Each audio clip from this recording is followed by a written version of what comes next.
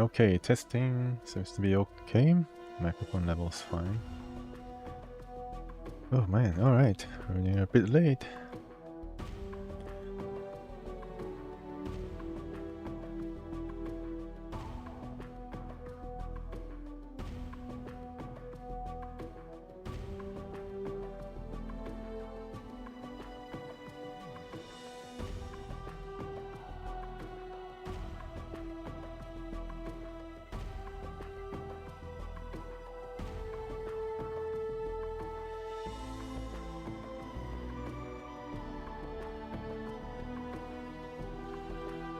Okay, welcome everybody. Welcome to Planescape Torment NNS Edition.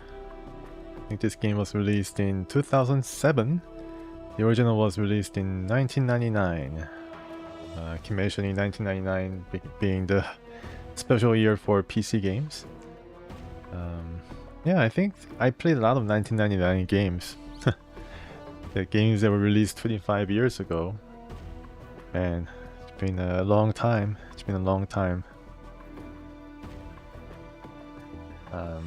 Yeah, so what kind of games? Dragonlance 2 was released in 1999. Heroes of Might and Magic 3, I think, was released in 1999. This game was released in 1999. Yeah, and what else? I'm pretty sure there's a lot more important games released in 1999. As if they were trying to unload a lot of the games off of the development cycle. Let me just check. What kind of games were released in 1999? Truly a special year for PC games.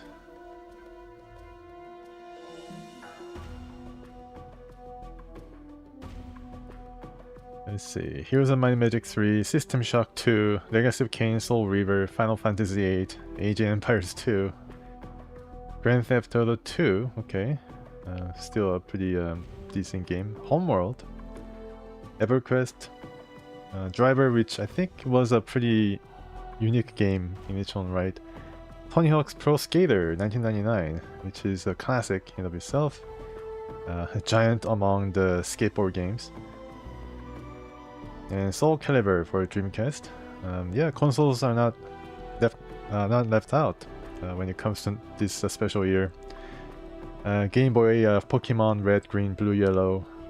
For second year in a row, very popular. And Sega's Virtua Striker 2. I wonder what that is. I think it's a soccer game. But there you have it. Yes, a lot of interesting and classic games released. To round up the list of names, Resident Evil 3 Nemesis, Chrono Cross, Unreal Tournament, Donkey Kong 64, Siphon Filter, Silent Hill, Super Smash Bros.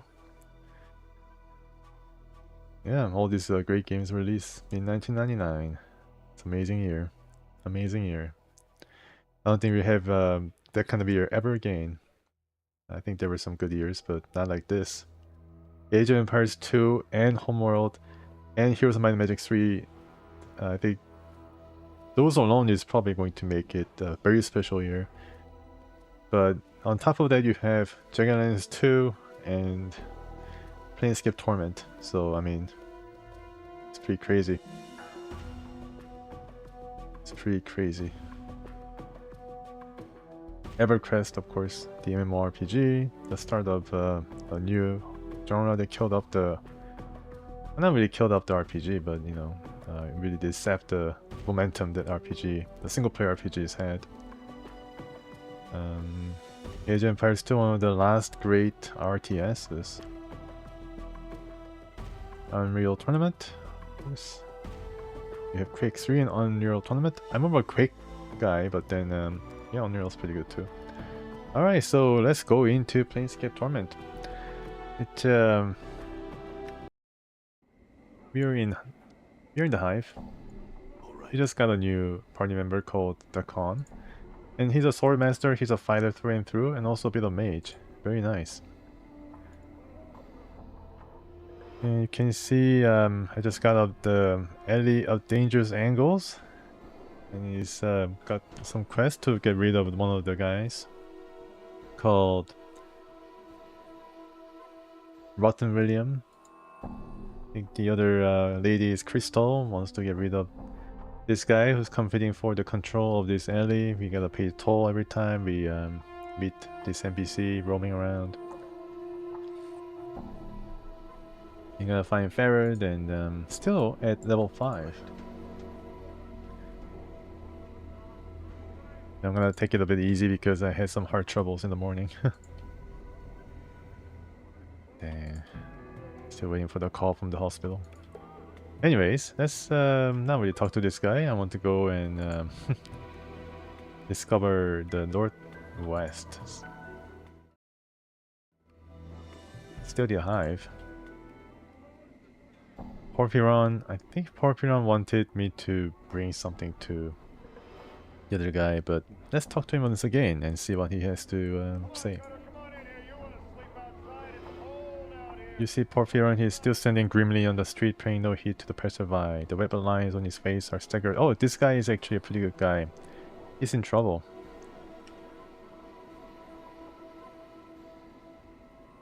So I can actually learn something from this guy regarding the weapon usage. So yeah, so this guy basically knows everything, but then the trouble is he got mugged by some thugs, and he's not supposed to use that.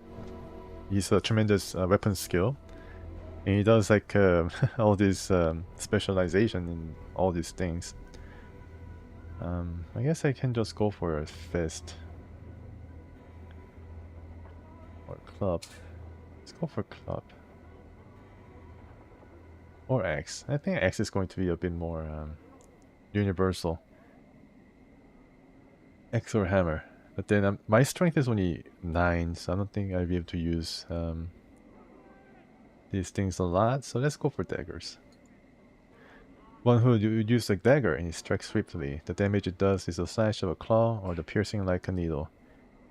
Damage is determined by the type of dagger. Do you wish to use a portion of your talent to attain a level of proficient in this weapon?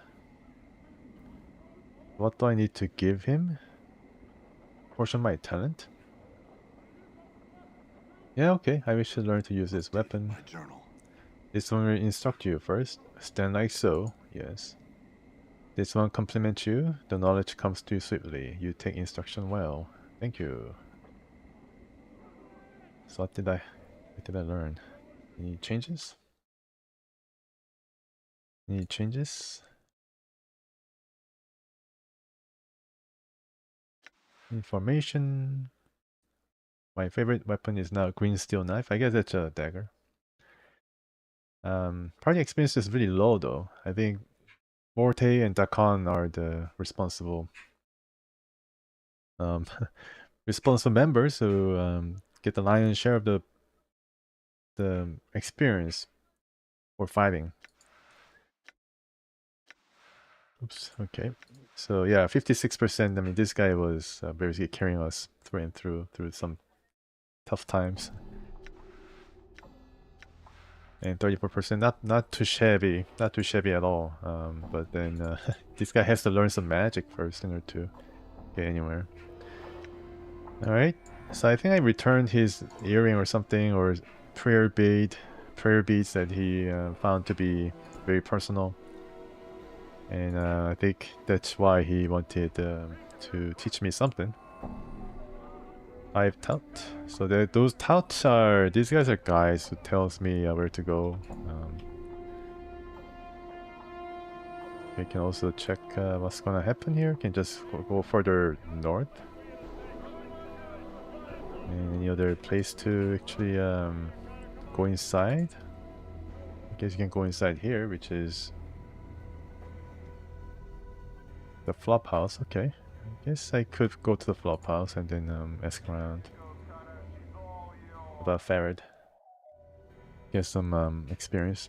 Oh hey, we have another barrier, or this centaur looking guys. Nestor. Done.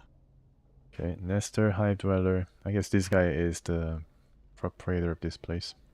Let's go a bit further in. You see an aging man in soiled and tattered clothes, frantically pacing in the corner.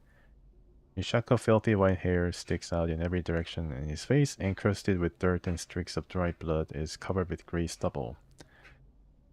Every few seconds, he stops pacing and flails about, suddenly muttering and cursing as if assaulted by some unseen foe. Okay, so he's not the guy we are looking for, I guess. He doesn't seem to notice your approach. Greetings. The sound of your voice, the old loon whirls about to face you, his wide staring eyes bulging in their socket. He regards you for a brief moment, then returns to his raving, no, no, no, it's not you and hoo. But soon, yes, soon. Who are you talking to? The old man seems oblivious to your presence. Hoo. You will come, yes, you will come, and all Nasty be waiting. Waiting, who are you waiting for? Waiting, yes. He suddenly plops down on the floor as if overcome by exhaustion. Long have I waited. Waiting. He takes a deep breath and springs back to his feet. Wait forever if I have to. Do you hear me? Are you alright? No! Nestor's face turns beet red and his whole body shakes in protest. My fork! Can't live without my fork. Ooh, fork. Your fork? Fork. Can't go home without my fork. Nestor's frenzy reaches a violent crescendo. He begins hopping up and down maniacally, then suddenly stops, lowers his head, and runs headlong into a large wooden cupboard that stands against the back wall of the flophouse. The force of the impact knocks the old man flat on his back. After a few seconds, he stands back up, a dazed expression on his face. Gone. Stolen. Can't go home with my fork. Stolen, you say? Who took your fork? Nestor stares at you for a long moment and begins rummaging through the pockets of his filthy tunic. For a few seconds, he produces what appears to be a dismembered ear. Oh no, what did he do? Judging by the stench and color of the ear, you wager that the old rune has been toting around in his pocket for some time. You have my fork, don't you? Don't you? Oh, he holds the ear close as if speaking to it. Bring back my fork. Maybe I can help you. Your fork. Waiting. He shakes the ear violently as he shouts into it. Until you bring it back, then I can go home. Alright, I try to find your fork then. Updated my journal. Yeah, so do I have a fork? Did I pick it up somewhere? I think I do have a few instruments that look like fork, but they don't have fork. What about you? Do you have fork? You have a knife. Yeah, well, I'm not really there yet, I guess. No fork yet. Maybe I can ask around and find some fork somewhere, or Arlo could be the one who stole the fork. Hello, barrier. You see the tall figure of a creature standing before you? Yes, the lower portion of its body resembles that of a goat. However, just above its powerful forelegs is shaped to take on a more human appearance with the man's torso, arms, and head. All of which are covered in polished armor. He's armored. The creature's eyes are closed and he appears to be sleeping. Greetings. Creature snorts briefly, but its eyes remain shut. Apparently, it's not a light sleeper. Okay, so sleep away, my friend. He stands up and sleep. I guess the horses also sleep on their legs. On all fours.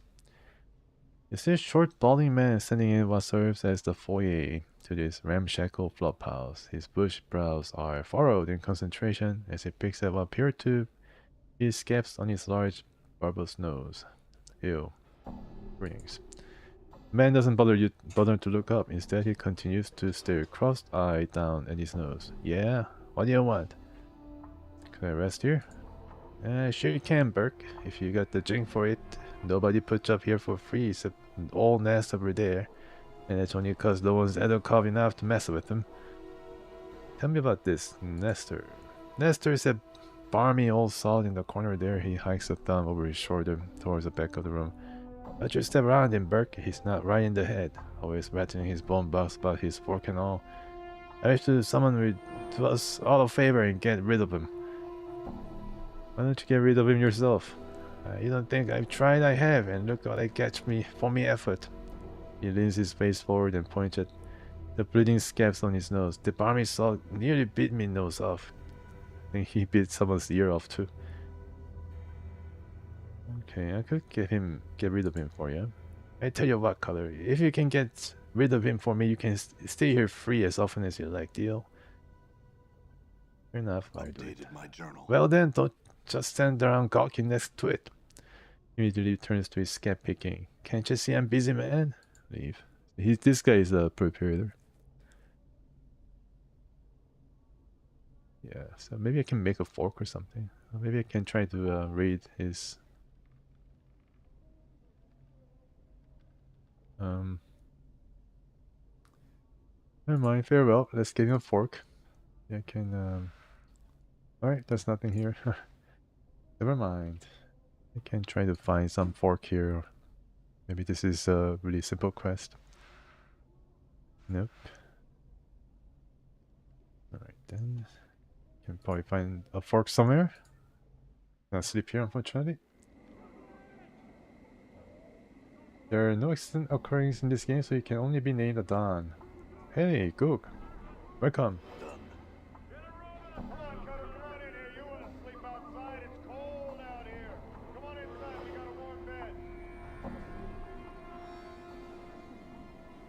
Everything's hand-placed, huh? Everything's not procedural. This is an amazing view. It's pretty dark though. But yeah, it's pretty cool.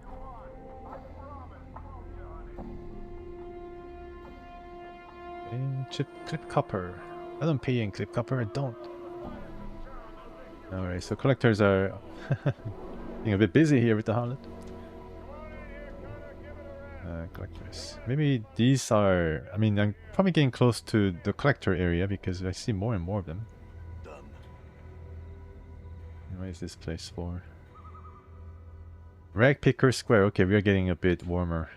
Yeah. Maybe we shouldn't be here yet. This man is draped in filthy, tattered brown robes, a long hood concealing most of his face from view. Greetings. What do you want? What are you doing? I'm looking for some damn bodies is what I'm trying to do, but you think the dead powers had packed up their keep and left the plains, the way people are staying healthy and all. There's a sudden gleam in his eye. We had a pox last month and it was a glorious time it was. Bodies stinking to our high heavens and plenty of junk to be had too. Where's this place? He frowns at you. You're in the hive, of course. Dirtiest been in all sigil. Where are you from, Cutter? You from Prime or something? No, I have some questions. He raises an eyebrow. I got some for you then. What? Like, what did you want to know and how badly did you want to know it? This guy wants some junk. Looking for a man named Farad. Look around here, Cutter. I don't make enough junk to go lighting up the dark for nothing. I take a bit of coin, it will, if he wants the chant. Okay.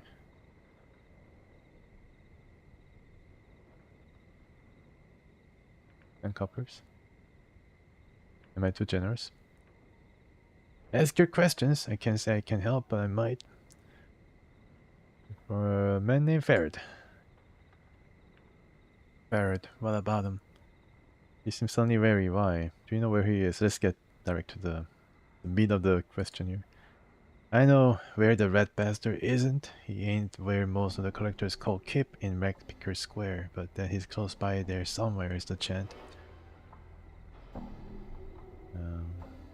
Okay, so he's not here, but then maybe he's below the square.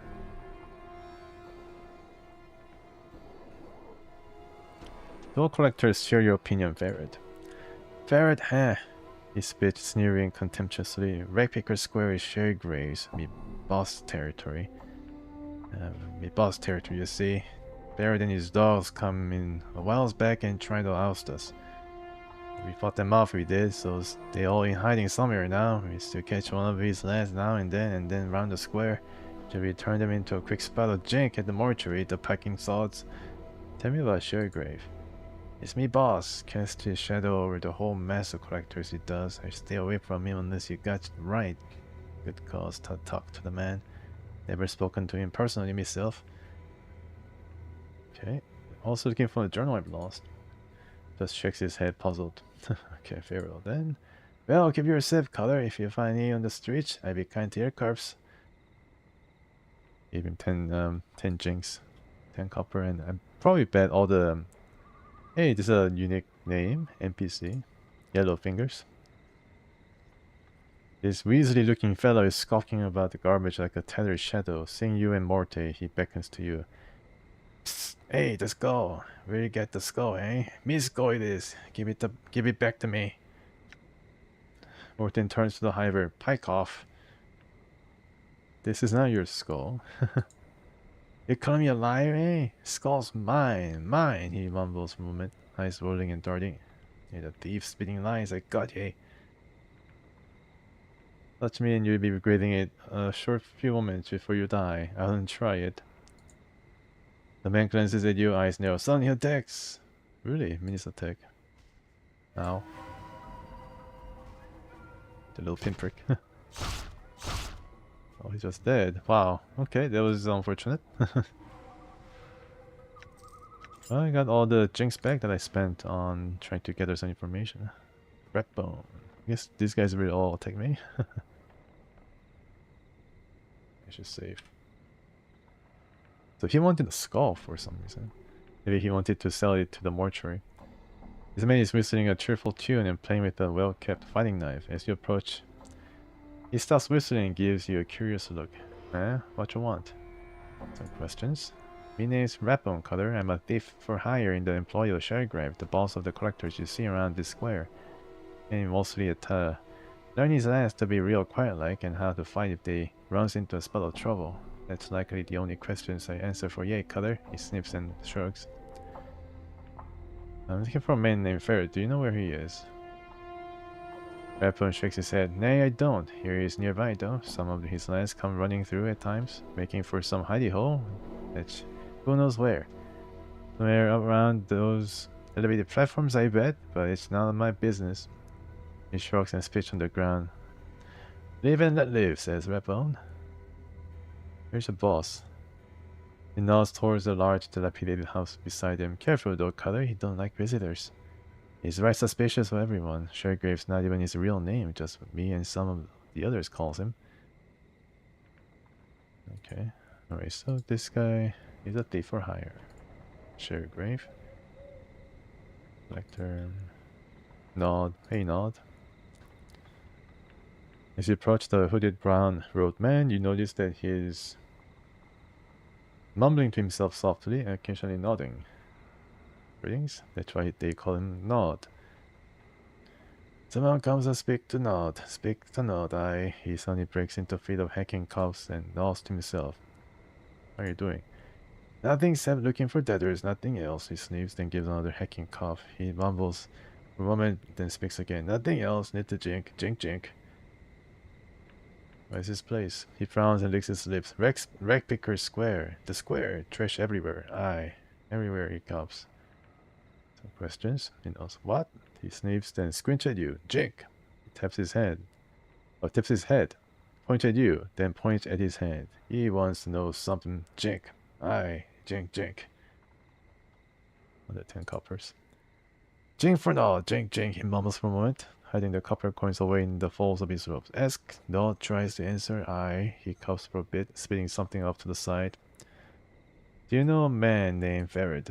He looks frightened and starts to shake his head. Ferret? Ferret? Ferret? He scratches at his head. What? What about him? He frowns, then shakes his head, as if he's not sure he should be speaking to you. Do you know where I can find him? He shakes his head, then bumbles. He glances quickly at you, then begins to mumble again to himself. It sounds like he's uttering a prayer against evil. No, not here. In square, he frowns, as if unsure how to explain it. But not in the square. He shakes his head again, then coughs. Tell me about this area, then. He points to the ground. Nothing. The square, Ragpicker Square, trash everywhere. Aye, Shergrave Square. He mumbles to himself for a moment. I'm looking for a journal that I lost. No. He shakes his head vigorously. No journal. He sniffs, wiping his nose with his sleeve. Okay, so I guess he doesn't really give me any useful information here, or the information that I haven't got already. So Ferret is here, and I think he's maybe underground. Hey, he shakes his head, coughs, then resumes his nodding. You ask the Nod, aye? Nod asks, a question for yay, aye? Go ahead, ask your question. Nod has a sister, eh? Emery's. Emery's lives in the hive, away from here, away from the square. So long, long ago, Nod was separated from his sister, taken away. Maybe she was sucked into one of those portals. Um, you've been separated from her, and you'd like me to find her? Updated my journal. You don't know her? He shakes his head sadly for a moment, showing his lower lip. If you see her, and you does, tell her Nod, her brother, worries about her. Aye, he does, he worries. Why don't you go find her? No, Nod covers his head with his arms, mumbling to himself. Nod can't speak right no more, he can't. Then he smells of corpse and the dirt in the square. Breakmaker Square. Now, the outburst sends him into a fit of hacking coughs. What happened to you, Nod? Nod sniffs, looking at the ground quietly. Finally, he begins nodding to himself, speaking softly. Nod was young, aye, he was, and started hearing voices telling Nod do this, Nod do that, bad things. Bad, like chewing on Nod's fingers. He holds his hand to his face, and you can see old bite scars beneath the caked-on filth. Go on. So Nod's parent takes him away, as they does, puts him in a dark place, a winged tower, where they pokes needles and hooks in Nod's head. Voices stop, aye they do, but Nod can't think right, can't talk right. Nod escapes the place, he does, wakes up in the hive, aye. Oh, winged tower, where is this winged tower? Don't know, bad place, bad. He shakes his head violently, clutching his temples before resuming his usual nodding. Go on with your story. Nod wakes up. There's Collector's eye. Collector's poking at Nod, saying, look, not a deader. Deader he's not. Takes him back. Takes him. And they take Nod back. They does. Back to the square. So long years ago. Alright, I try to find your sister for ya. For Jink. No thanks, eh, he does. No thanks, eh. Emery's was pretty. So pretty. Lives in the hive now. Fair skin she was. Hair like jet. And always in blue. Blue. She was always in blue. Updated my journal. Gotta find a lady in blue. Now, why am I carrying this? I suppose use a green steel knife for... because I have a proficiency in knife wielding. I don't want to attack the collector, just merely want to ask around. Okay, can probably go up. Yep, I can also enter some of these dwellings. I wonder if it's going to be okay.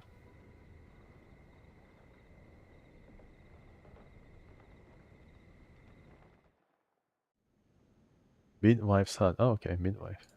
Interesting. The squat-old woman looks like she has had all the color bled out of her. Everything from her hair to her shawl to her robe, all are shades of gray. The only splotches of color on her come from several strange herbs which are tied to her belt by the stalks. The herbs make a strange swish when she moves, like a broom. Greetings. The elderly woman turns and stares at you, and you notice the gray shades of blackening her body extend to her features as well. Her hair is a wispy gray, and her eyes are the chips of granite. He frowns when she sees you. And who might you be? Name's Adon. Okay, so he pretty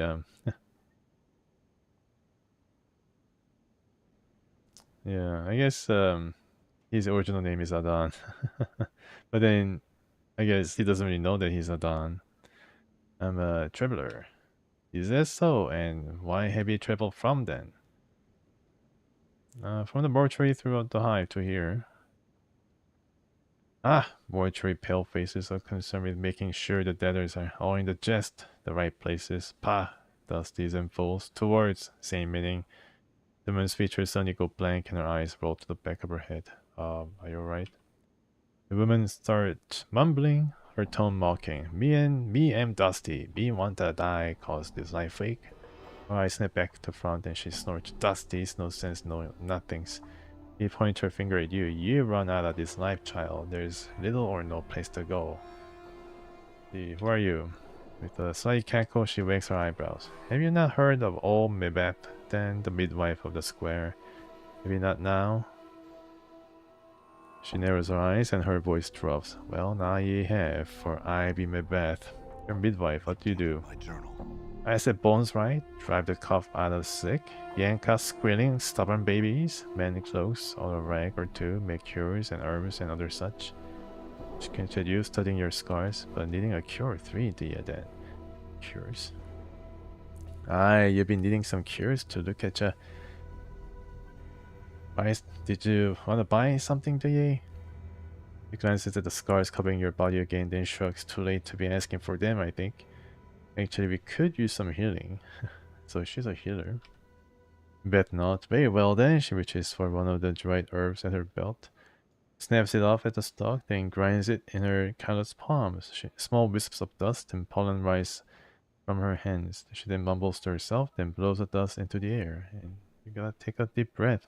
Yes, first one's free.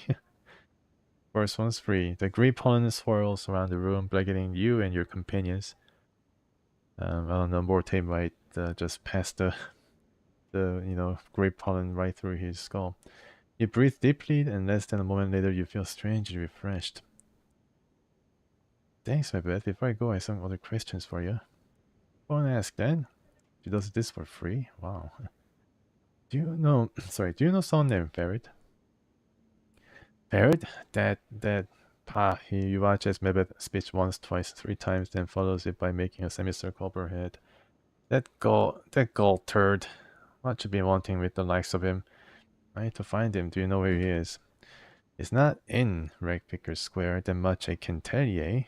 You need to find a way under the square to get to that turd spider's kip. She spits again, even talking about him leaves a foul taste, it does. It's under the square. She jabs her finger at the floor. Aye, he's buried beneath these piles of trash. Him and his boys, and a tough time yet have digging him out of his nest. She shakes her head. That be, child. Well, I need to find him. How did I get down there? My journal. Yvette frowns and sighs. Hear tell, Ferris got a gate that leads to his nest somewhere here in the square. It's just a matter of finding it. You might want to ask some of the others. Some who travel a bit more than old Bemet. Okay. Just ask about the gate. I see. I'm missing a journal. Do you know where one could be found? Yvette thinks, haven't seen one if it's in the square, which I doubt since folks don't traffic much with books and the like. It's most likely been sold or stolen. But is something important to you then? A magic thingy or glowing and sparkling with magic, say? If so, you may never see the gain. It's true. Maybe not. So what do you sell here, Mibeth? I sell rags and herbs and cures and charms and mixes of poultices and all that. Wow, she shrugs.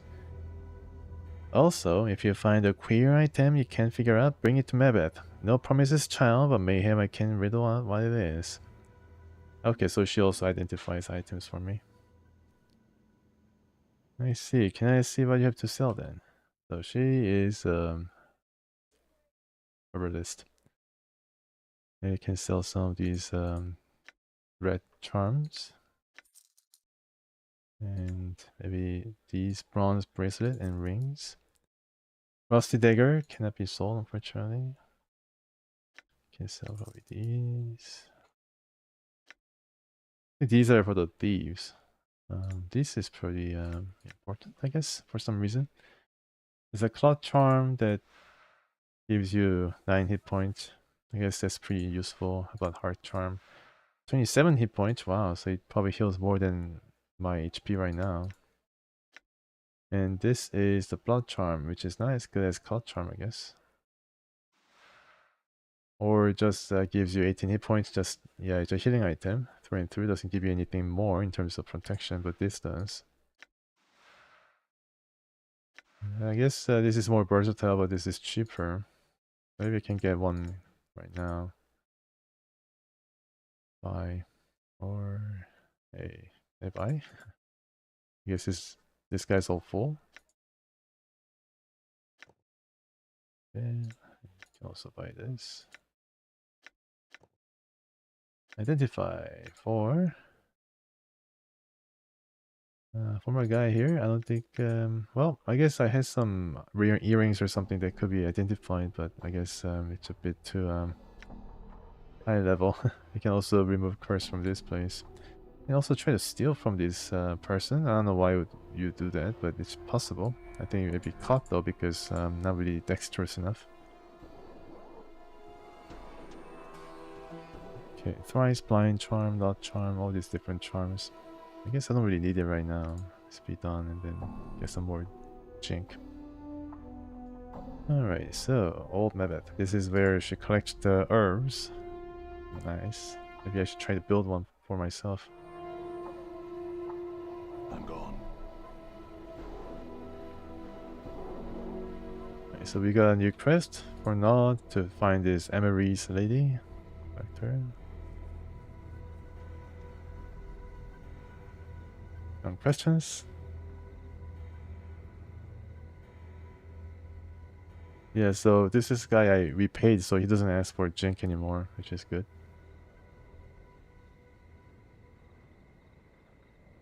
Okay, now he wants the coin. Alright, never mind. I try to find it myself without paying these guys anymore. My marrow friend. Okay, hello marrow friend. You can smell the reek of dung and rotting meat on this man, even from afar, though obviously weak and decrepit. His long thin fingers and sunken eyes give him a sinister look as he scuttles through the garbage around him. The way he drools and rolls his eyes makes you wonder if he's mad. Greetings. He tries to focus on you, but his gaze wanders. His eyes are set deeply in the hollow socket, and his skin is terribly pale and diseased, covered with rashes and yellowed patches that look ready to peel from his body at any moment. The stench emanating from him is terrible. As you open your mouth to speak, he licks his lips and says, "You deader?" What did you say? You, he licks his lips again. His long, spindly fingers pick at his skin as he stares at you. You deader? He glances to your left, then his eyes dart back to you. Dead? Dead? Hungry. He reaches out to touch you, licking his scabrous lips. Well, I guess I'm a deader. His fingers scrabble spider-like on your arm as if looking for a piece to tear off. He licks his split lips again, and you watch yellowish drool drips from them. With a raspy moan, his fingers suddenly dig into the skin on your arm and pull off a bit. Step back. You watch and feel your stomach turn as he takes the bit of flesh and shoves it into his mouth. He chews it slowly, then swallows. You dead? No, I'm not dead. You taste dead. He scratches himself beneath his robe, and you suddenly notice he has a finger hanging from his neck on a cord. It's a finger, huh? It looks like there's a ring on it. Still hungry. Why is that finger bone? He looks down. Maybe I lost some HP because of his, attack. Digging down into my arm to tear the flesh off. My goodness. He looks down, his plague-ridden features twisting into a ghastly snaggle-toothed parody of a green snack. He looks ready to chew on it. Stop him.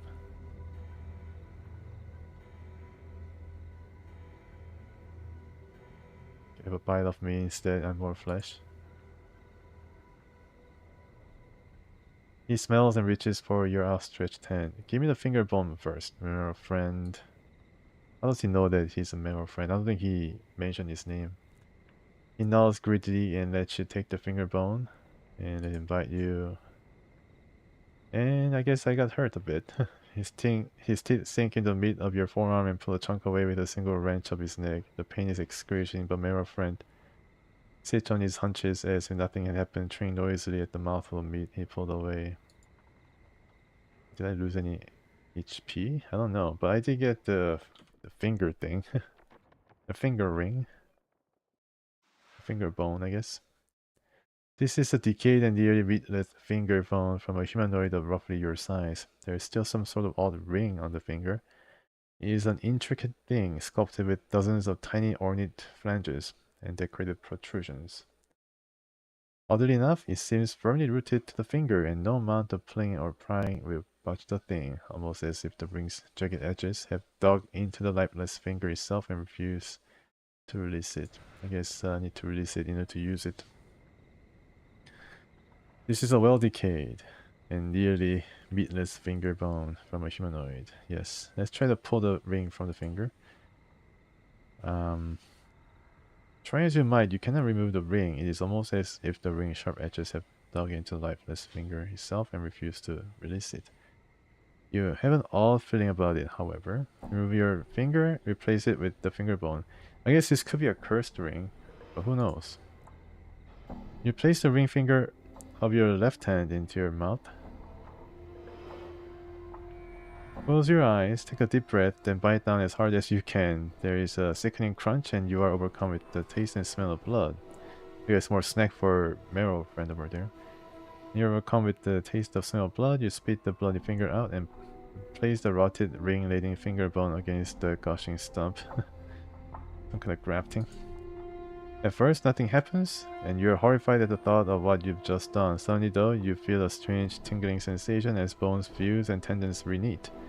In moments, the rotting finger bone has become a living part of your body, though it still throbs painfully. The jagged ring suddenly loosens and slips off into the palm of your hand. Okay. So that's pretty neat. It's a Memphis biting ring. +2 to armor class. I guess I can wear it now. Mempa was a mage obsessed with the possibility of having her magic items lost or burgled while she was asleep or otherwise incapacitated. While the vast majority of her carried possessions were inseparable from her corpse and thus buried with her, some of her weaker items, early experiment perhaps, were left behind and remain in the world of the living. Memphis' biting ring, whose powerful aura protects its bearer from bodily harm, is one such item. However, once placed upon one's finger, the ring bites down and holds on so tenaciously it's not impossible to remove it from the bitten digit. Oh well. Items cursed. Yeah, okay.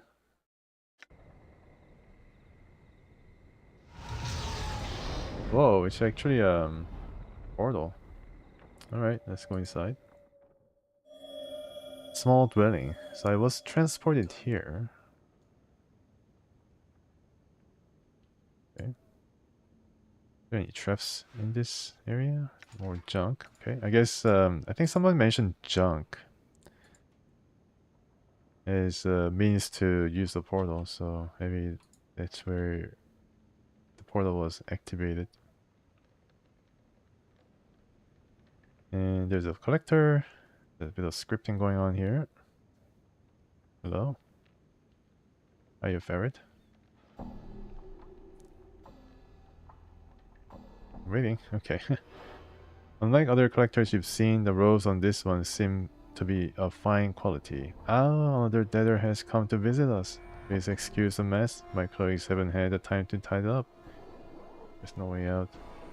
Why, sure there is. The door is right over there. But you need one of these to activate the portal. He holds up what appears to be a small glass bead. Come, let us talk price. I'm listening. Simple. You pay my comrades and me 100 coppers. I give you the key to the portal. If I don't want to pay, then my friends and I will just have to sell your body to the dustman. Either way, we get paid. I think I kill you instead. Could be a pretty hard fight. Yes, that's right. Reign of Anger. Yes, okay. Reign of Anger to him. What's up? And what can I do? Still using this. Okay. What happened there? Did I lose any HP? No. I hear your words. Yes, and then power of 1. Basque is dead, but I need to move up, move out. Yeah, I know you're hurt. Let's get one of these.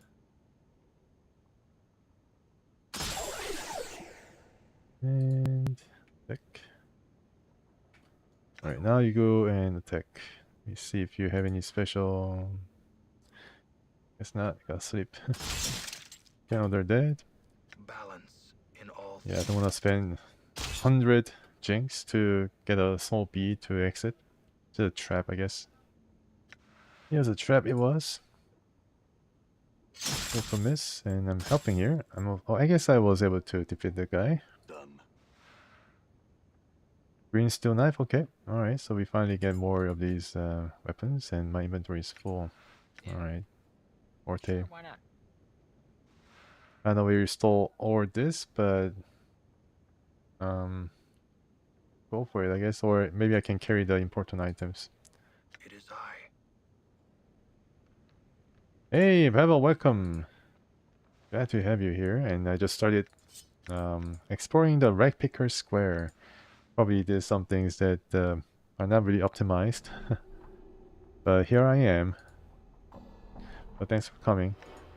Done. Things are very interesting right now. Let me see if I can transfer some items to Morte.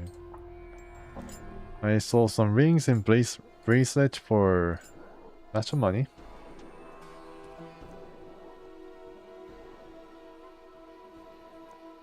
This got involved with a fight where Vlask was attacking me. Mage trainer? No, not yet. I don't think there was nobody of magic persuasion. Maybe Vlask was one. Maybe not, because I can now get this called Scroll of Adder's Kiss. Maybe I can learn this thing. High quality stiletto. Is it a dagger? Let's see. It is a stiletto, not a dagger. Oh, it's actually a dagger. Okay, so I did learn the ways of dagger. Maybe I can use this now. Probably the same thing. Okay, but we just tend to use daggers. Adder's Kiss. It said an Adder's Kiss can scout even the most fearsome of fiends.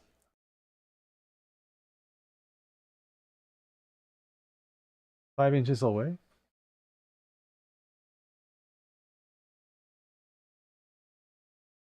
Am I talking too loud or something? When cast, the caster chooses any target within 150 feet, and the Adder's Kiss will strike for 2 to 8 hit points of acid damage. Oh wow. It's an acid attack.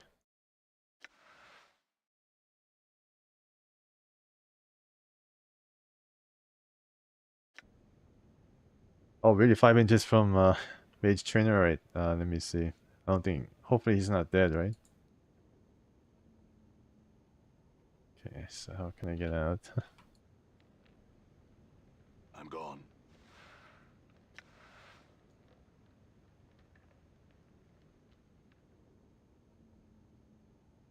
Looks like I need to use this somehow. A small fragile glass bead containing the reagent needed to open a certain portal once. Simply crush to activate.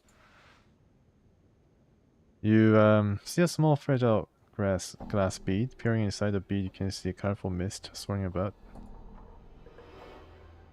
There we go. Oh, next door. Okay.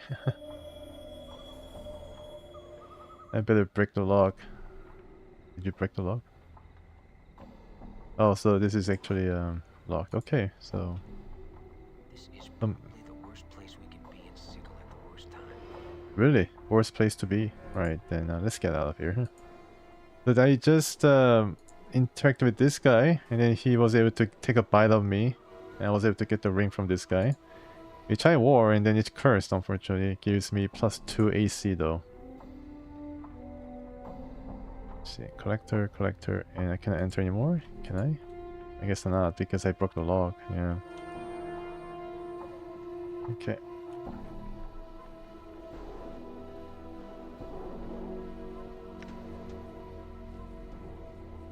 I can explore some more. Collector, and I can enter here to see Sherry Grave. I don't think that's a good idea though. I save. You save.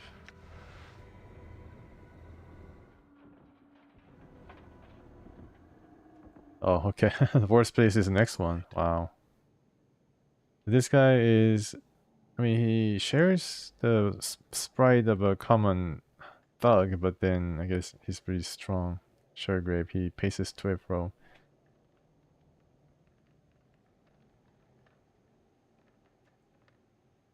Oh, and Lanky, this pale, grim-looking man exudes authority despite his gangly and somewhat awkward frame. A good portion of his left ear is missing. Oh, the ear. Maybe that fork guy took it off. What little that's left is a ragged mass of scar tissue, as if the ear was bitten off, rather than cut. His narrow, shifting eyes, almost mere slits, look clever and dangerous. Greetings. He spits out a reply. I don't know you, Burke. He glares at you. What do you want? Answer quick before I call in some men to make quick work of you. Who are you? He scoffs and looks at you incredulously. Burke, who I am is the second thing you should have known before you stomped your shriveled up, corpse-looking self in here. Calm down, I don't mean any harm. Oh, you don't say. Well, that makes it all packing better then, doesn't it? Now, I'm going to ask you one more time before your arse hits the street, possibly in several places. What do you want? Some questions. He's quiet for a moment, then asks, that's so? Like what? Looking for a man named Farad. Tension in the room suddenly rises. Now, what a funny thing to be asking about. What do you want to know about Old Blood Farad for? He has some things on mind and I want it back. The man is silent for a moment, then cracks a smile. He steals from us all, doesn't he? Whether we are living or dead, he chuckles. What do you mean? Our main source of living around here is the dead, you know. You follow? You're a collector. Aye, that's right. He looks at you as if considering something. Now, there's only so many debtors at any one time. My bloods and I can only gather so many. Somebody else is gathering debtors. That's that much less junk that goes into our pocket. Barrett is taking bodies too. Aye, so. My journal. The rub is that he's found a motherload of them. Now, I haven't heard of any massacres in the sigil. He frowns, tapping on his chin. So I'm quite interested in knowing where all the debtors are coming from. I could find it out for you if you like. Oh, aye, and how would you do that? All I need to do is find him. Let me worry about the rest. Updated my journal. Hey, you got it. Yeah, you give him 100 copper commons for your trouble. Go up on the platform, follow them to the north and west, and you'll come to a gate that leads to Ferris Bolt Hole. Getting in and getting information is your deal, and if anyone asks, you don't know me, and we never had this talk, you hear? Yes, I did get the ring. I let him chew on my shoulder or something. It was pretty crazy. Yeah, but then I followed through with the very weird request and was able to get the ring. And there's also a very interesting way to put the ring on your stump where your finger was. I chewed it off. And then the ring fell and then I wore it back. Like a fool I am. Who are you? For a smart cutter, you don't listen too well. Alright, let's just leave. You sure, Grave. The north and west is where I should go. Done. But I don't know whether I should actually follow through right now because my health is not full and then my level is pretty low.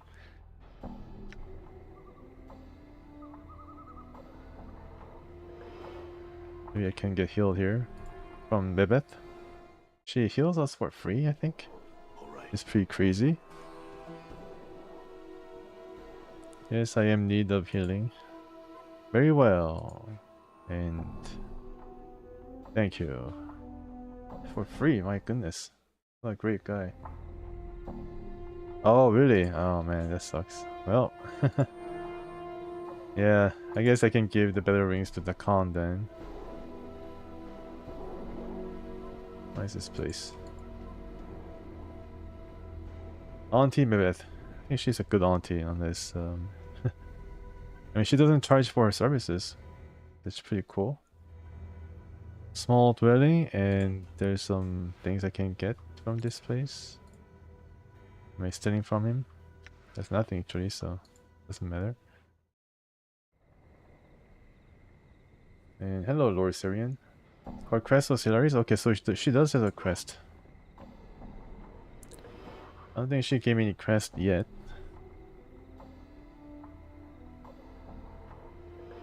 me see.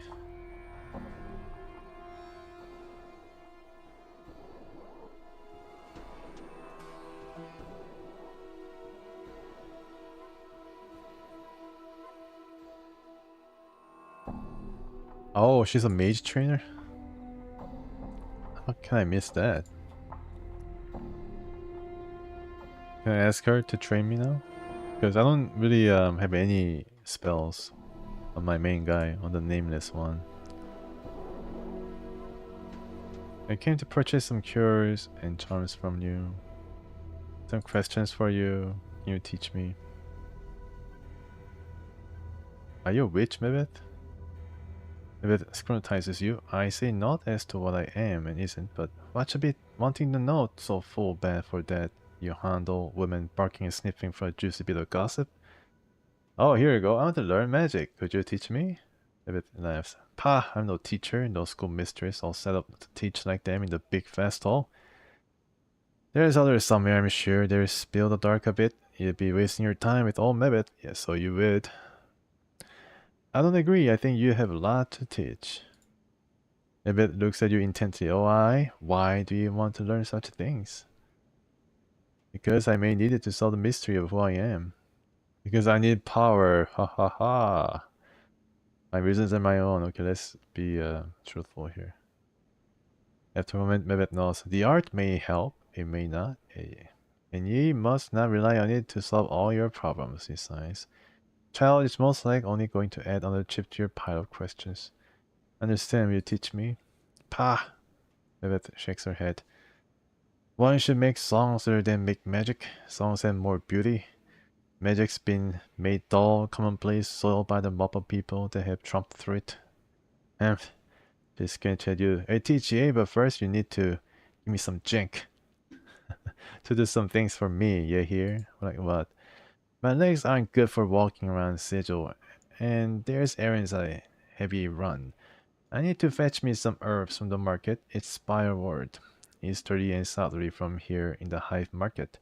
Here's a sample. She takes a black seed from her coat and flicks it to you. Examine the seed. Updated my journal. Say I want power? Lord Saren, my intelligence is I think 16. Hopefully it's good enough. You twist the black seed in your hand. As you do, you feel a small bite. Then a small drop of blood oozes from your thumb. There are tiny barbs on the seed, like teeth. Rabbit snorts. Careful with it. Show it to one of the fruit merchants at the market. They will know what herbs you seek. Oh, really? Ah, I see. Well, I guess I made my choice. I guess it's choice and consequences. Oh man, alright, I cannot go back unfortunately. I think, is there auto save? I don't know. I just live with my choices. Okay, well, let's go to the market. Very well, I'll return when I have the herbs.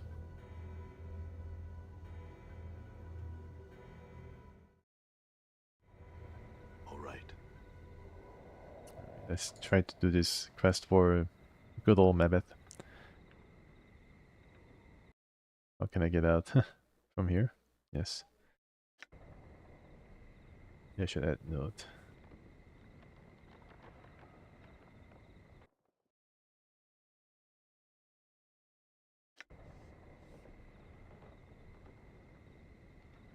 Eastern direction and south to the market. It's pretty busy here. Let me see. The eastern portion, flophouse. The southwestern portion. Guess I need to go a bit further east and then south. I'm gone. This part, actually, you can oh, you cannot control these guys anymore on the large map. Southeastern portion of the hive. Anger's house, open tomb. I guess we can sleep at Anger's house. Endure. I'm gone. In enduring Endure.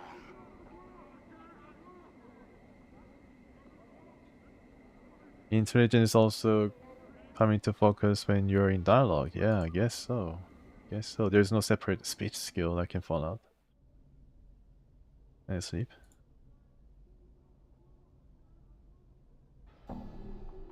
Here's some questions. Can I rest here? Thank you.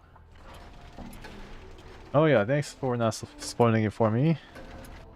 I see what I can do. I think I'll be on her quest line mostly. All right. I did play this game once, but it was so far long ago. I lost most of the memory of this, just like this guy, Nameless one. Is this marketplace? Uh-oh, somebody's attacking me. That's crap. I just slept out. Okay, so it's kind of easy. Learning spell? Okay, I guess Mage may benefit from having some high intelligence. And I just lost a bunch of health. Goodness. Maybe I should... Oh, it's running away now. Oh, I think I'm just going to go and corner him. The cornered adversary might be able to strike and hit me a couple of times. Let's just get this first. Alright, now let me see if I can organize this a bit. 4 and 2, 3 by 2. Okay, how about this one? Okay. Just runs around. They're cornered? No. Like he tries to like strike and then go around and run. You know, shoot and scoot or strike and scoot. Jedi, hello. Looks drunk. Hello, Mr. July. You see a thin man with stained clothes, a hooked nose, and 2 stubby horns jutting from his forehead. He is stumbling about when muttering to himself. He thinks of brine. He stinks of brine, vomit, and cheap wine. Greetings. Eh? The man screeched barely at you. Was it? What? Never mind, sorry to bother you. Maybe I should cast solver magic on him. Okay, drunk. Jedi, he's going somewhere. Maybe he's going back to the bar. And look at all these guys now attacking me. Could be attacking me now. Very scary place this. Alright, maybe I can end you now. Good job. Okay, and let's see if I can go further down to find the market. Bar, tattoo parlor, tree guy. There's really no okay, southwestern portion of the hive. Let's go there. Craddock? No, I haven't found Craddock yet. I think I need to deliver something to Craddock.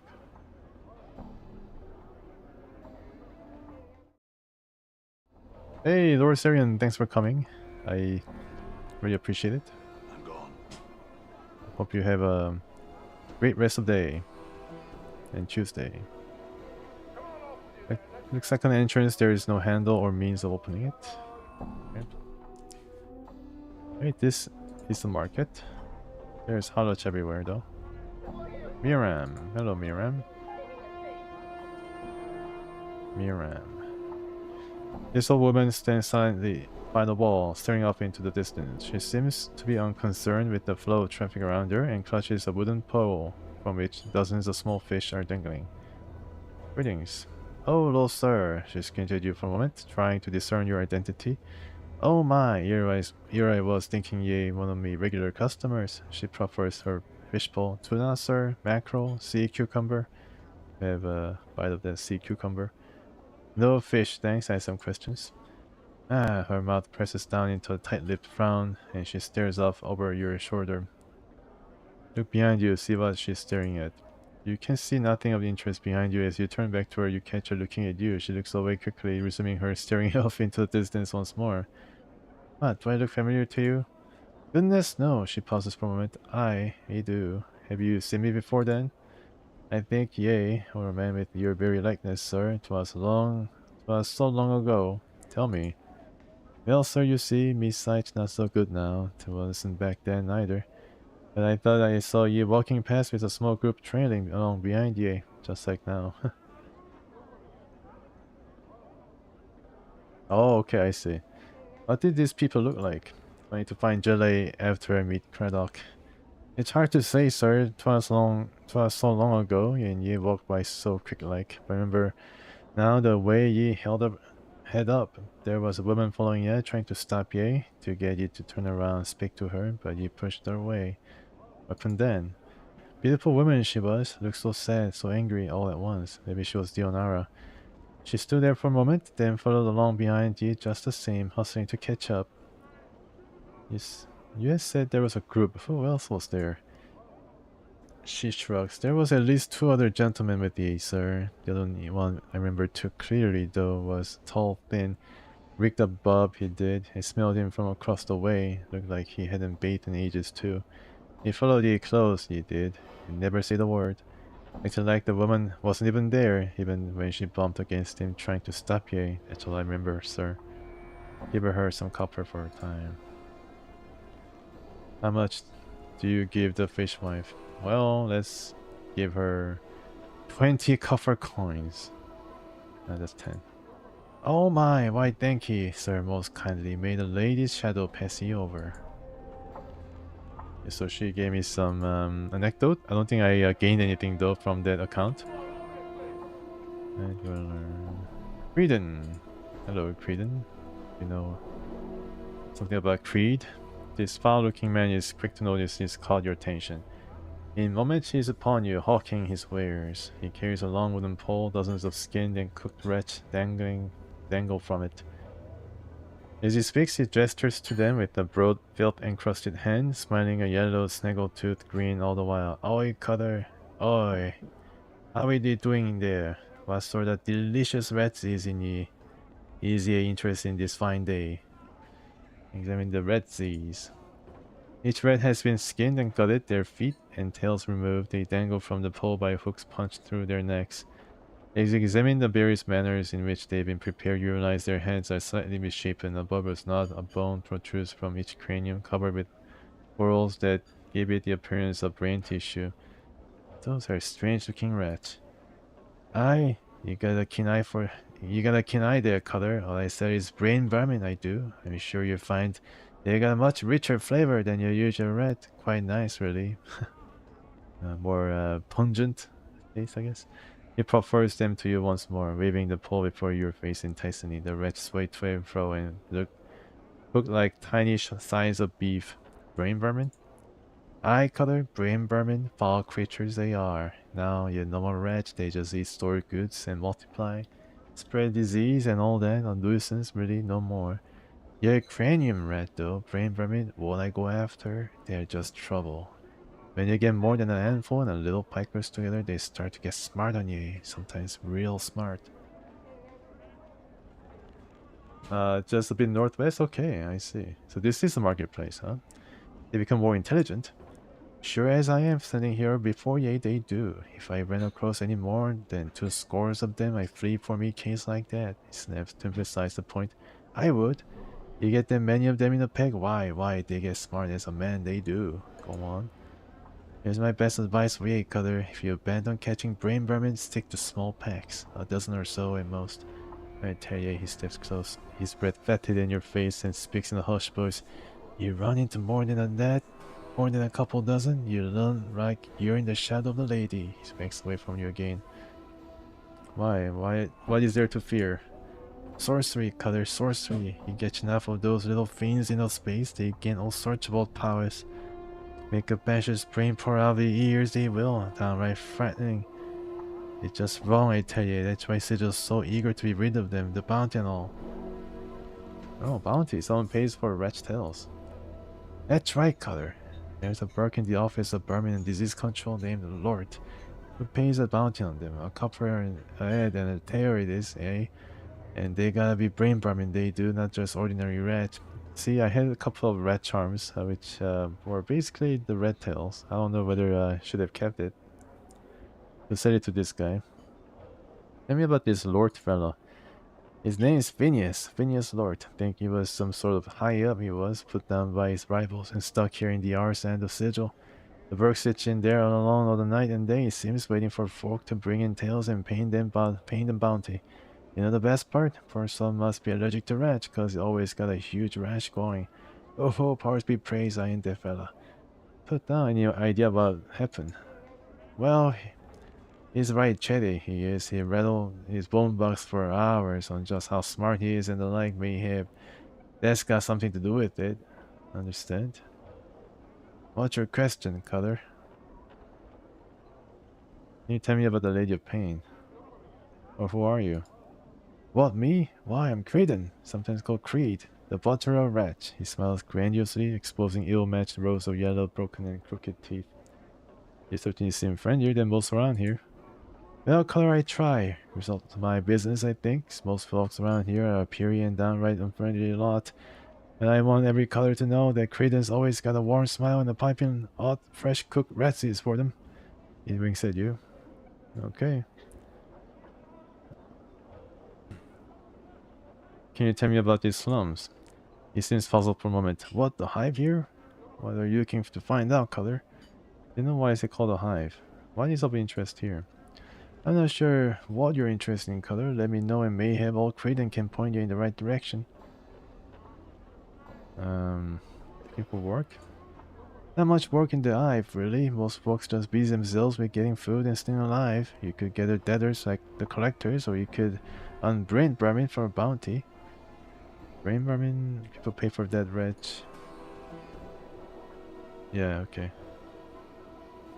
Alright. Go on.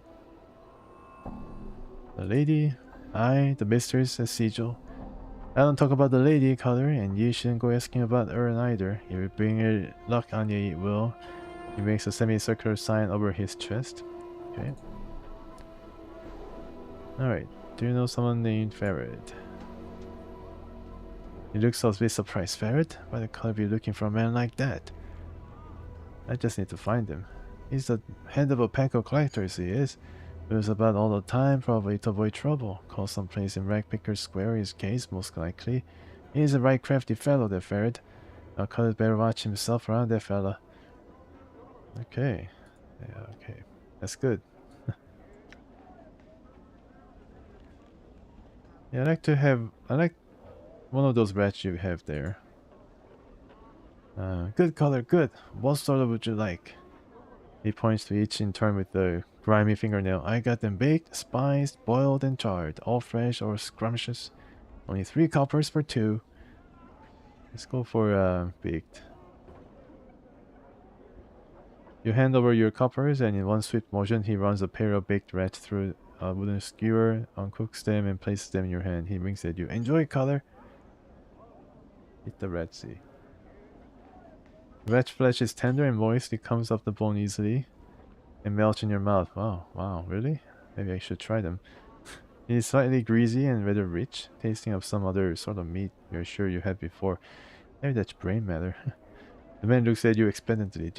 Would you like another? Alright. No more for me, farewell. Tasty, tasty ratsies. Oh, this is office appointment. This is control. Okay, we can talk to Phineas more Lord or something, but alright, real time with pause. Let's see if I can use this instead and get this guy Mort to able to tank for me. I hear your words.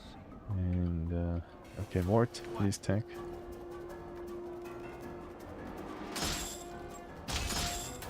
Got damaged a bit.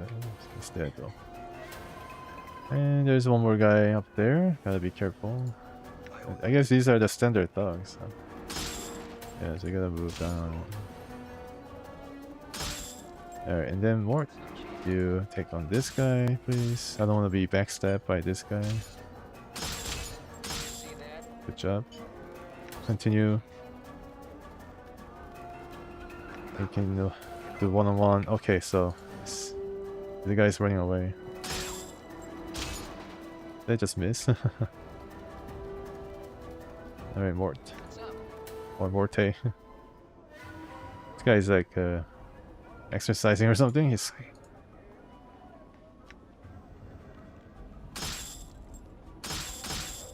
good job. I'm gone. Yeah, it's I mean it's pretty commonplace. I'm playing a normal difficulty right now. Yeah. Okay. Jink. What's the digger? I don't think I can sell it though. Maybe it's a craft item. Your path is mine. I'm gone. Your ass is mine too. Will be done. Get a lot of stuff because these hive dogs come in plenty. Frightened hive dweller. Alright, why are you so frightened, sir? We took care of the dogs here. You see a man in tattered clothing. As you approach him, he suddenly stops and begins to look around, frightened. You there, hold a moment. Just say greetings. The man looks startled, then takes a step back. Eh? What you been wanting, Cutter? His voice is shaky, and he seems taken aback by your scars. But nothing on me, so I don't, and my rags are not worth the trouble. Calm yourself, I'm not here to rob you. I have some questions. He keeps a safe distance, and his eyes dart from side to side. Hello, Sorcerer. How are you? There's no crafting the game? Okay. Hey, Sorcerer. Yeah, how are you? I'm doing alright. I'm doing okay. My throat is a bit sore from all this reading, but can't be helped. You're fine. That's great to hear. It's great to hear. Yeah. Just move on to Planescape. Yeah, this game is really great. Yeah, it's a really well written game, and there's a lot of it too.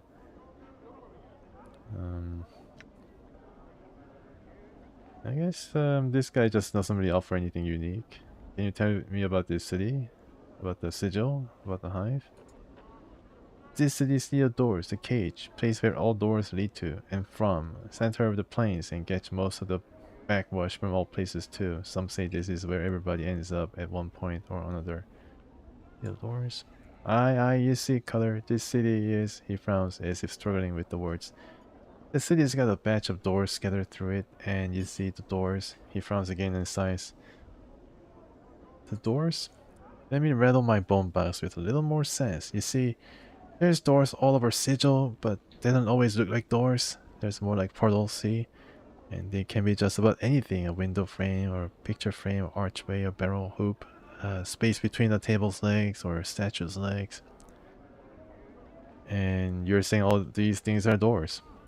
He frowns again. Doors, portals can be anything that's closed on all sides. It's hard to tell where they are unless you get the key to the door. That's how you got here. Through a door. What are these keys you mentioned? So there's all these doors in the city. Where do they all go to? He shrugs. Doors can go anywhere, Color. Some don't even lead to the same place twice, he sighs.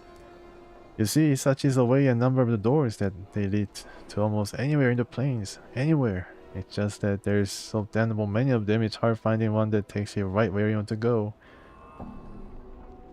You said these doors have keys. Yep, each door's got a key, which makes it open, see? Most times, you don't even know what doors around you unless you get the key. Then the door opens and you can step through and take your chances. Trick is, you know how I was saying the doors can be anything? Well, so can keys. Could be a tune you hum to yourself near the door, or a thought you'd be having about pastries, or the jig you do. Maybe the key is an object like a piece of glass, or a cobblestone, or a broken tooth, anything. Okay. Before you asked if I came through one of these doors, what made you say that? Well, you don't act like you're from around Sigil Sea. Okay, some other questions about the Lady of Pain or the Hive. I guess Hive is a part of Sigil. The Beast of Sigil? You not heard of her? You must be blessed or more cruel. Know a little about Sigil indeed. He laughs weakly. Lady's words law here in Sigil. He thinks for a moment, except she don't say much. That's not as she is actually. What else can you tell me about this lady? He looks at you wearily. Don't wanna be talking too much about her, Color. You don't wanna cross her shadow or be singing her praises. Alright. Now let's say more about it. Writing your bone box about the lady is dim. Dim indeed. Dim. Alright. Okay, so this guy just tells me about all these things, and here you go. I think he's asking me something. And he licks his lips as you turn to leave. Color, you might think he studies you for a moment. You could spare a few copper for blood who'd help you on your way. Not many around here do that for a fella. Not for a man to wet his tongue after all that talking, eh? Yeah, I mean, I'm talking too, and nobody's giving me any kind of jink.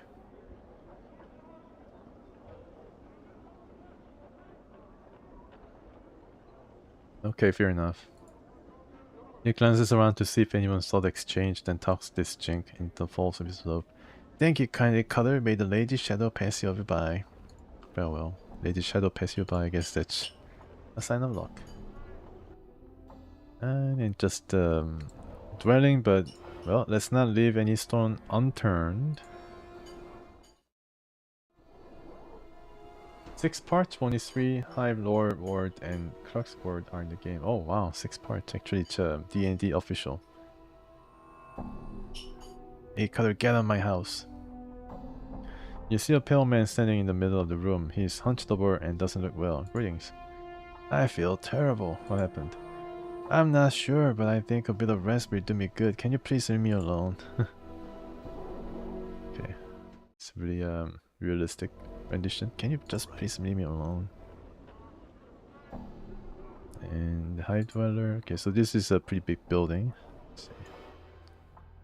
Braskin's Kip. Okay, so Braskin, I think there's quest related to him. Deliver the box of Braskin. Okay, I guess I can do it right now. So this box is some strange box that a guy entrusted me to deliver to this Quatra guy running the warehouse, but he ran away because he was so afraid of the box. And he kind of shouted that I need to deliver this to Braskin. And here I am. So let's deliver the box and then have one more inventory space.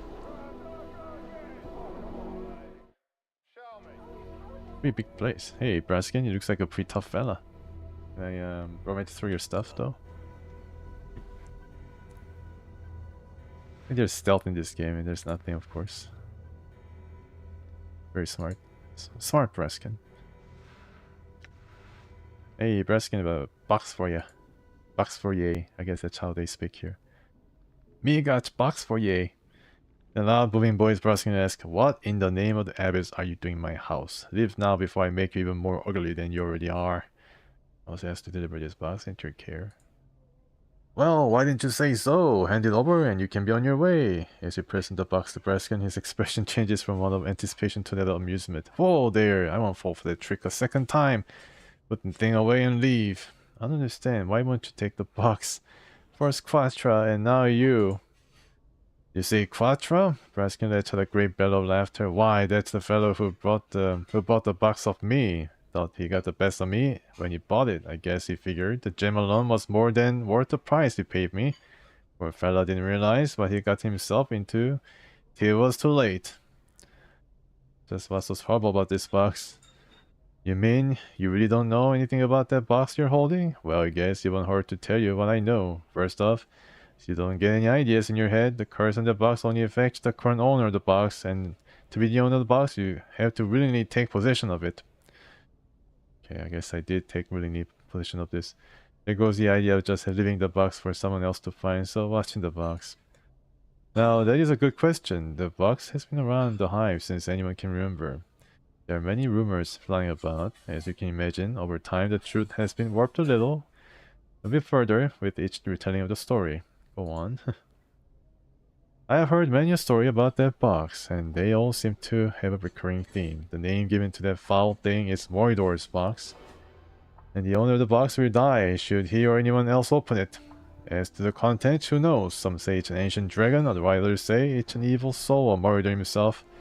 I cannot tell for sure, but just by looking at it, any soul can tell it's something evil, and one would have to be a fool to open it. What am I supposed to do with it? I suggest you go see Shalandra. She lives in the northeastern region of the hive. Well, it was from her that I won the box. Who knows, maybe she had more knowledge of what to do with it. Or you can find some other clueless berk to take it out of your hands. It's up to you. I wish you luck. Updated my journal. Okay, I got some experience.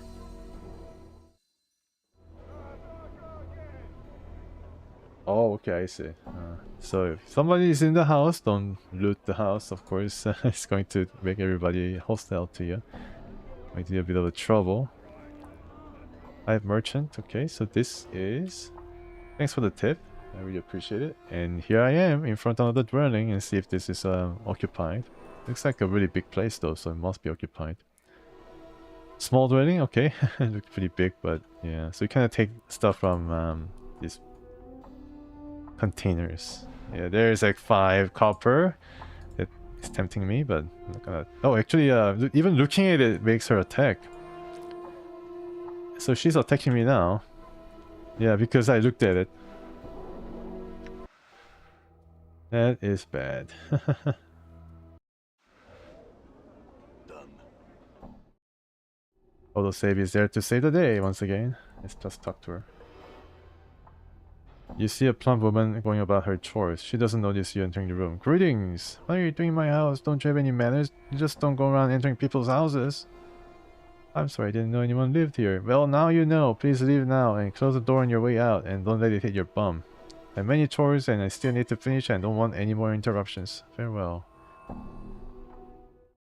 Yeah, so that's how it is. I mean, it's a pretty big house to contain a commoner. There's a Davos and he's angry for some reason. Okay. Yeah, lots of people seem to be doing really... You know, they're not really doing too well here. In high, but some of them seem to be pretty well off. Like Brasken with his own kip.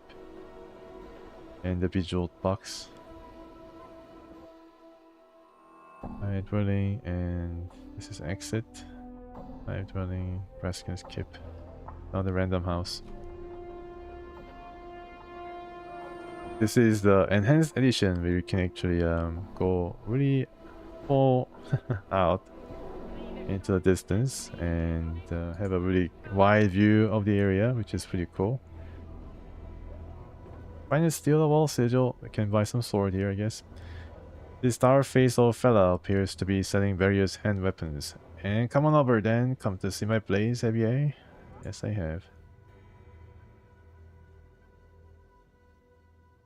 It's just beside a small dwelling? Okay. Sorry if I missed it. Like to sell some knife. So I guess he only deals with metal implements of like destruction.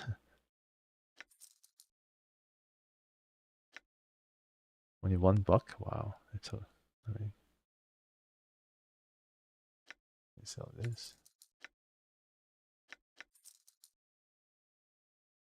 Hello, Ivan. Hey, Mark, welcome. Icewind Dale is better.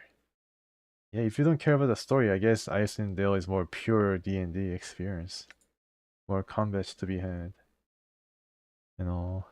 And Bronze Bracelet, I guess it's worth less because I sold a couple of these earlier. Just now. I can probably sell Rusty Dagger though. Makes up place. Knife. Hey, about Rusty Dagger. Hey, where are you, Rusty? This is enough. I burned Icewind Dale with the comet? Oh, okay. How about Icewind Dale 2? Is it also a pure experience? D&D experience? I think D&D 3, so it's a bit more advanced than this one. I think they probably changed to advanced D&D after the 2nd edition. I don't know. I don't know nothing about Dungeons and Dragons. Briscoe washcloth. Okay, so this guy's washing clothes. I mean, he's wearing red, which is pretty fine looking clothing there. You see a spindly looking merchant with a brush of grey and red stubble across his chin. He wears several layers of brightly colored robes, so much so that he looks like a flag with arms and legs. He's shaking slightly as you watch. Greetings. I, Gruskol, he bows and spreads his trembling hands. As he does, you'll notice his hands and forearms are a twisted mess of black scar tissue, as if they were once badly burned. How did you hurt your hands? Briscoe doesn't seem to have heard you. He answers only with his spiel, delivered in the same flat monotone. Briscoe buy clothes, sell clothes, wash clothes, mend clothes, and he gestures at his layers of clothing with his shaking hands. Wear clothes. I asked, how did you hurt your hands? Briscoe's monotone breaks. Briscoe, buy clothes, sell clothes, wash clothes, mend clothes, and he gestures at himself again. But his hands are shaking so badly he cannot even finish. Never mind, can I see what you have? The sells rags. Okay, bandages. Okay, bandages could be pretty important, I guess. I guess it gives you some pretty little HP boost. Well, okay, I think I'm fine.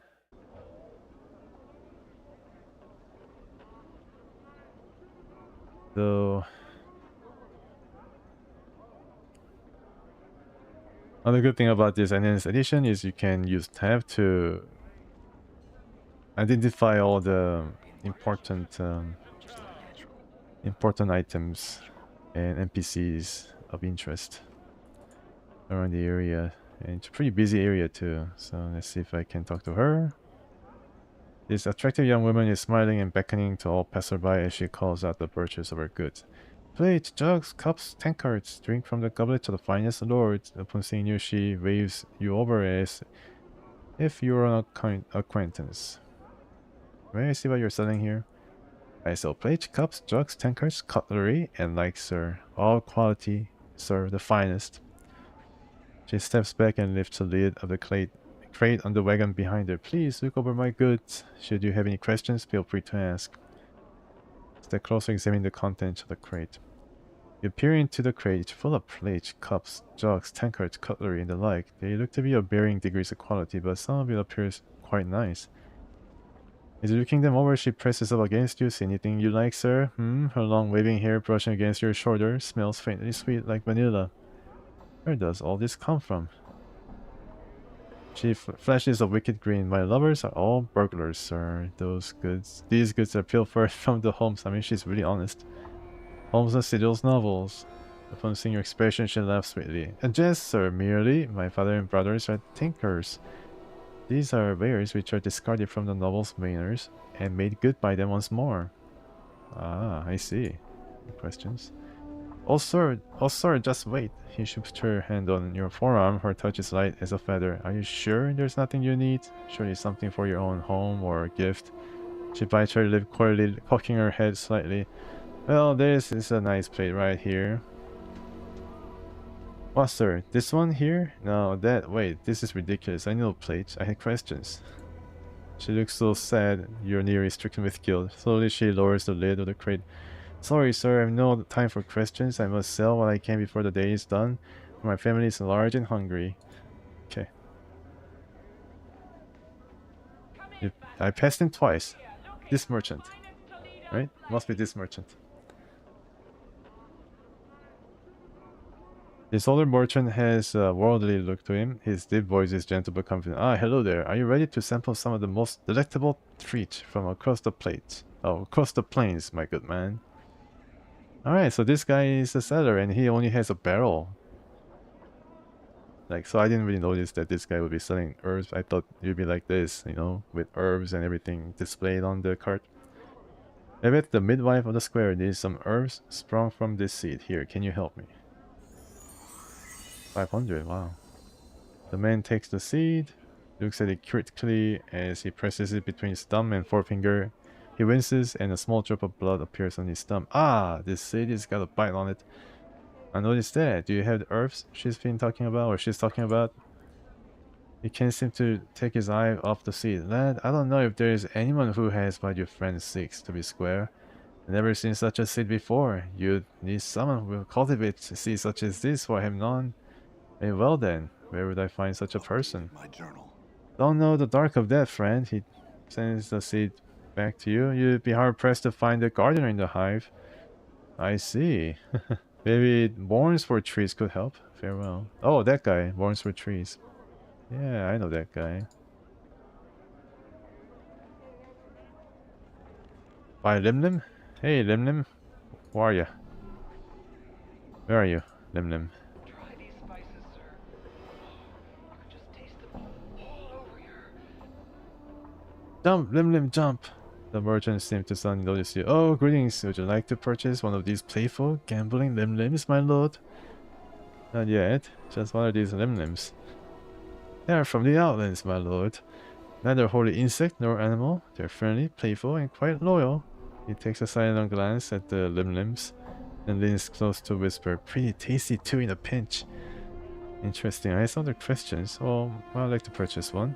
Lim Lim will provide its own food, eating insects, tiny rodents, and the like. They follow you everywhere you go, are easy to clean up after, are quiet, exercise themselves with their constant flipping about, and best of all, they live over 15 feet when prodded with hot coals. Only cost you but 40 coppers, my lord. A mere pittance for such an entertaining pet and friend. Forte, what do you think? Why not, boss? It's fun to kick around when you're down, right? Well, I can kick a precariously through you, at least. I want to see that 15-foot hot coal jump, too. I'll take one, merchant. Give me one Lim Lim. Oh, nice, my lord. Here we are. My own Lim Lim. And he's in my bag. Lim Lim. It's my pet Lim Lim. And talk to it. I can talk to Lim Lim. This is a pet Lim Lim. Noticing it has your attention, it chirps at you lovingly. Pio! Examine your Lim Lim. Your Lim Lim appears both insect and animal in origin. Its legs are oversized, but its eyes are small, nearly vestigial, and a brightly speckled half shell runs down its back. It sports twin pairs of insect-like wings and has tiny black eyes and a mouth that appears to be smiling gleefully. I'm gonna pet my Lim Lim. Pio Pio. So Pika Pika, but Lim Lim version. It squirms about merrily, its wings buzzing. It seems to enjoy the affection immensely. And I gotta pet my Lim Lim a bit more. Pet it a bit more. Maybe I can get an achievement out of this. Pet Lim Lim 100 times. Put your Lim Lim down to run around a bit. Hey, Lim Lim. Okay, I don't know. I mean, where's my Lim Lim? Did he run away?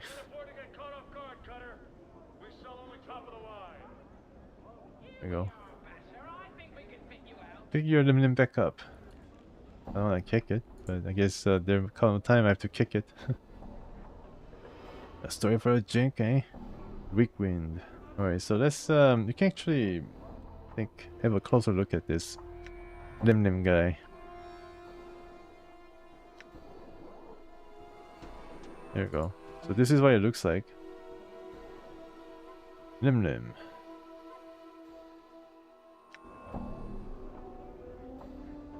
This man is looking at you with a strange bug-eyed stare. His eyes are huge, so huge that they look ready to pop out of his sockets and roll across the cobblestones. He noses eagerly as you approach, bobbing his head like a bird. As you near him, you suddenly notice the smell of urine and feces surrounding him. Oh goodness. Greetings, my smelly friend. The man sniffles, wiping his nose on his sleeve, then opens his mouth to reveal blackened, rotted gums. Stories for coins, Sarah! His breath reeks. It smells like this man has been keeping rotten meat stored in his mouth. Stories for coin! How are you? Oh, really? Okay. Just talk to him, Rickwind. Alright, so this guy will come into prominence later. The man snorts, thick with phlegm. Names, names, who you are, who you are. His head does a slight twitch every time he repeats himself. Names, dangerous, dangerous. He glances at the ground and stirs the dirt with his foot. Dangerous? Knowing a name or being stuck with one, both a mess of trouble. He looks back up at you. My name is a given name, not one asked for. Rickwind. Once again, you become conscious of his reeking breath and the smell of urine and feces that surrounds him. A given name, a given name. Is that your real name? An appropriate name? That's my true name, Rickwind mumbles on, his head twitching every time he says name. A true name is a dangerous thing, gives other power. He stares at you with his huge eyes and wags his finger. Keep your name secret, keep it close, never let it out. What do you mean? Names are like smells, things can trick you with them, Rickwind coughs, his eyes almost popping out of his skull as he does so. His cough seems to loosen his bowels, for he breaks wind loudly. As if to accentuate his point. If someone knows the true name, it gives them power. He licks his lips. The power to hurt. I don't know my true name. My journal. Rigrin's eyes widen. Seeing his eyeballs bulge even larger makes you uneasy. Then you are blessed. Remain nameless, and you shall be a spirit on the plains, untraceable, untrackable, unseen, undiscovered. He smacks his gums wetly. A name chosen, a name given. Allows others to find you and hurt you. You've been hurt. Rigrin gives a twitching nod and scratches himself. Let my name slip once, only once. He eyes film over as if memory is painful, then glances at you uneasily. Tell you the story I will, but 3 coppers must I see. His face splits into a smile as he says the word coppers. And his reeking breath hits you like a hammer. Okay, 3 copper. Rigwind gets into stance, looks left, looks right, then faces you. His face clenches, then with a grunt, he breaks wind again. The smell nearly levels you, but he takes no notice. Cursed eye! Walk the wars in splendor! He stands up stiffly, nose high in the air. He saunters back and forth, nodding to invisible passerby. Listen. Updated my journal. Rigwind freezes. Okay. His arms akimbo. Crossed paths with a crossed one. At the looking of a pumpkin, he sees curses. Rigwind then thrusts his belly out as to appear fat, slicks back his hair with his filthy palm so he looks almost bald, and begins drumming his fingers on his fat belly. He then walks about, circling the spot where his stuffy upper-class persona used to be. All a jumble with curses this one was. A sneer and a careless gesture, Rigwind tosses an invisible curse at the stuffy persona. Okay, just listen. Knew my name, let it slip I had all it took it all. He stiffens up again, inhaling deeply and resuming his upper-class persona. The persona suddenly crumples, and Rigwind breaks wind violently and exhales, filling the air with his foul, reeking breath, cursed with stenches, smells, excrement. Came here to tell tales, all good for now. Now Rigwind is a name, given name. Okay, so he got cursed, and he got all these crazy smelling curses. He was once a noble and a well-to-do person. Then if you smell like that, then yeah, you might as well give up. So, can you tell me where I can find someone named Ferret? Rigwind suddenly hunches over and leers at you. He walks around for you for a moment, dragging his leg as if lame. O king, a noble tale, tale I can tell, but 3 coppers must I see. Okay. Sure, here's 3 copper. Rigwind remains hunched over, staring at you. Once a man of respect, Ferret was a man of goals. And position.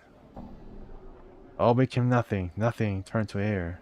Rigwind squinched, then breaks wind, filling the air with a gut-churning smell. Turn to air and stink. A liar, a cheater, a man who twisted law. Ferret was. He hunched over as if writing on the desk. At the desk, he writes for a moment, then suddenly stops, afraid. Then one day he found that he had twisted himself. Listen. Such a liar had he become that when he died, he was to go to a horrible place. Rigwind shakes his head sadly, then hunches over again and looks widely in all directions. Ferret would not accept it. Would not. He had cheated others, he would cheat his fate too. So he was supposed to die or something? He read, dug in books, and consulted seers. Rigwind stalks back and forth. His hand over his eyes as if staring off into the distance. And they told him that only in trash could he find a witch who would let him cheat his fate. Rigwind breaks wind again, then gives a reeking cough. Perhaps they lied. Listen. Updated my journal. So this guy really tells detailed story of Ferret. This is the detailed, as detailed a story about him as I ever heard. This guy who smells and farts every time. Rigwind stands up stiffly, then begins to fling up imaginary clothes. With every piece of clothing he throws away, he becomes more hunched. Ferret threw away his position, his goals, and took up a new title. Rigwind stops and leers at you. He claws at his rags, shaking them, and became a king of rags. He would roll the trash, have his subjects search it all, and find the witch he needed. He shakes his head. He looks even now. So, do you know where I can find him? He shakes his head. He lives amongst rags and trash. There you'll find him. Find him.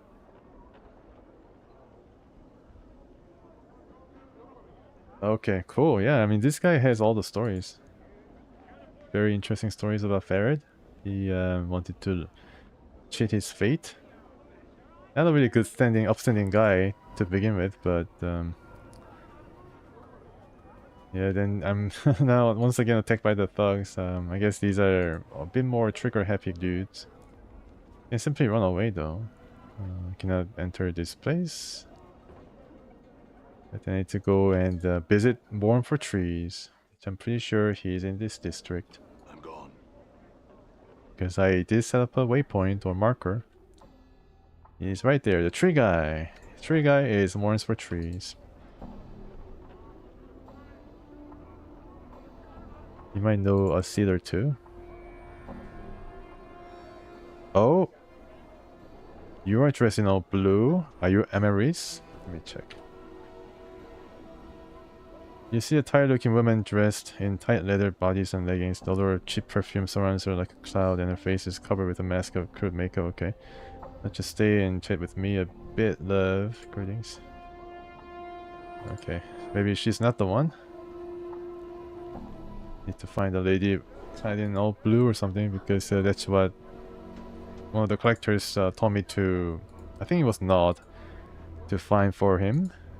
It was his sister. So this is Mourns for Trees. And he sighs again. Hello again, friend. Greetings, I have questions. He nods, awaiting your question. I need some herbs sprung from this seed. Can you help me? Mourns for Trees takes the seed from you and holds it up to his eye. What an odd seed. Are those teeth along the edge? Barbs, perhaps? Where did you come by it, friend? Old Mebet, the midwife of the square, needs some herbs sprung from that seed. Do you know where I can get some? No. Mourns for Trees continues to stare at the seed in his hand. There's the only seed of its kind I've ever seen. He winces and a spot of blood glistens on his thumb. The barbs on it are sharp indeed. Perhaps you should hold it.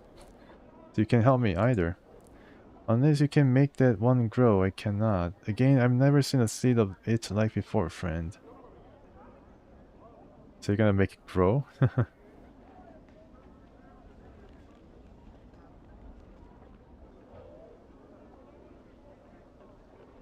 Oh, she's here? Okay, alright. You definitely know everything about this game. It's really that's really great. That's really great. That's amazing.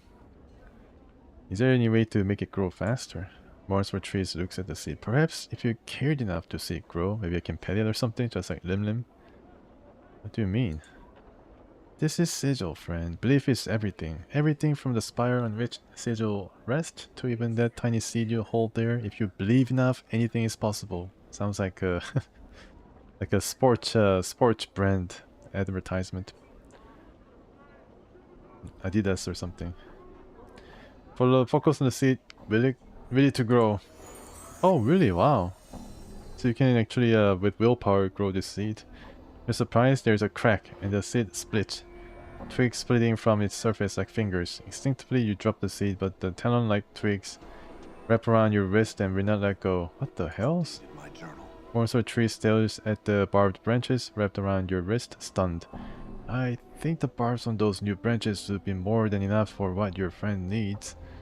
I hope she can get this damn thing off of me. Look, before I go, I have some questions. Never mind, farewell. Okay. That's pretty cool. Yeah, so you just have to have more willpower. And then let's try to find this Emery's character. I don't think she's anywhere outside, so let's go to the Tenement of Thugs. This might either be an ambush, where lots of combat will happen. Maybe a stroll in the park. What you first took to be a door in this archery is actually a painting. The artist has made use of the shadows of the overhanging arch and some subtle texturing effect to give the door an illusion of substance. Examine the door. Other than the skill of the artist, there's nothing remarkable about the painting. The door has been painted on a rough stone wall. You can feel the stone and mortar beneath the painted wooden texture. So this is where the portal comes into play once again. Yeah, there's some kind of entrance, but oh, alright. X3? Wow, okay. So it's a bit farther off. Up to everybody. That's on by. Hey, we're being watched, Chief. Just look natural. Casual. What do you mean? What's up? Why do I need to look casual? Is there somebody tracking me down or something? Hey, what's eating you, Chief? See, let's ask advice from this guy. Well, here's how I see things. I think you should try and root out this ferret wherever he's set up keep. Okay. Yeah, that's what he gave me as advice last time too. I'm gone. Hello, love. It's all blocked. Wiped out. No, it's not the person.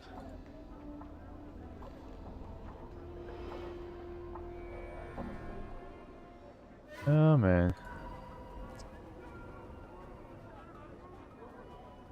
I think these guys are all like brandishing their knives to protect themselves. That's pretty cool detail. It's a Morte standard banter. Oh, okay, I see. Yeah. Now we are leading all these guys. Like a Benny Hill.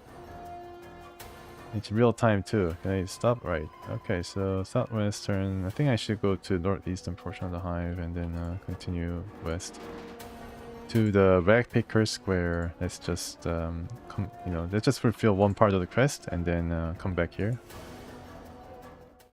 because we are getting into a mess of things with the thugs. Really? I missed. Oh man, really? I need to go back. Oh, not this place. No. They were trying to shake me down for more coppers. Or jinx. Yeah, there's a lot of different content here in this part. And I also try to find Shalindra? Wish there was a crest compass. I'm gone. Or fast travel. Or both.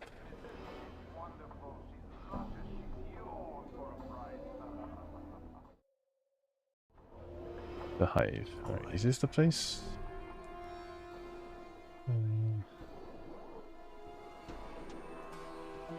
No. This is a marketplace. Right.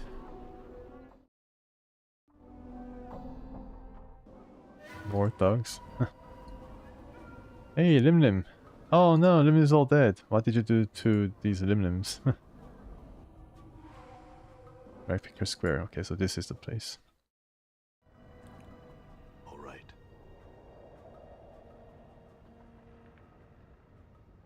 Oh, we're in Northern Archery? Okay.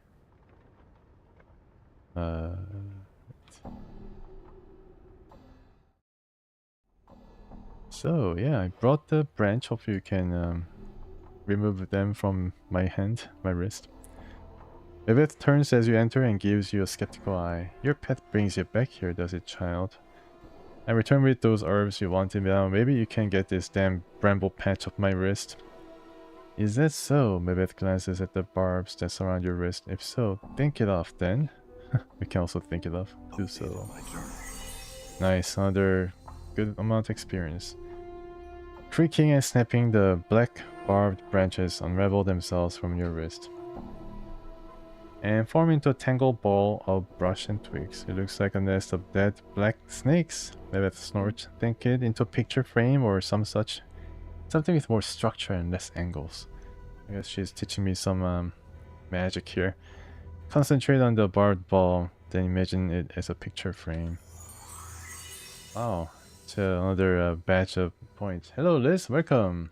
I'm doing alright. How about you? Thanks for coming. The branched ball creaks and twigs bending and twisting until the branches have bent themselves into a small picture frame. The handspan, two handspans on the side. Almost unconsciously, you imagine shape the barbs to the back of the frame. So it can be hung from the wall easily. Man, it's a nice detail. Nice eye for detail. And as an afterthought, you move the remaining barbs to the inside of the frame so it can be picked up by the edges. How's that? And it's of herbs. Vivette stares at the frame for a moment, then crackles. Ah, square enough, it is. Good work, child. Good work. She picks up the frame and scrutinizes it. Yes, we do nicely. Is that all you wanted it for? Aye, well, this is enough. She sniffs. Aye, but there's one thing I forgot to tell you to fetch when you left last time, and it will take you back to the merchant square. It will. Look for the clothes seller, Griscoe. Oh, okay, so this guy. I met him. He has some rags of mine that he was supposed to wash, and long has it been since I first asked him to do it. I see. Alright. I go get it. Farewell. Alright, at least I got some experience out of it. I'm gone. Oh, really? Weird, this mage book. Okay. We'll see what happens. So need to get back to the hive.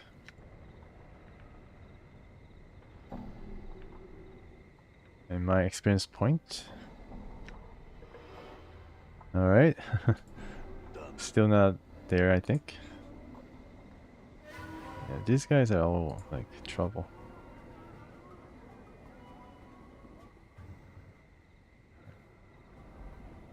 So, laboratory. Yes. Trying to explore a bit more. And these guys probably attack me. Where is this place? Oh, let's just enter. Hello, who are you? Oh, Shalandra. So this is the person we are looking for to return the box. Maybe the spell goes like this. Blast! I almost had it I almost had it that time. Don't you know it's dangerous to interrupt spellcasters while they are revoking a spell? Luckily for you, I was only practicing. Well, what is it you want? I wish to learn more about this box.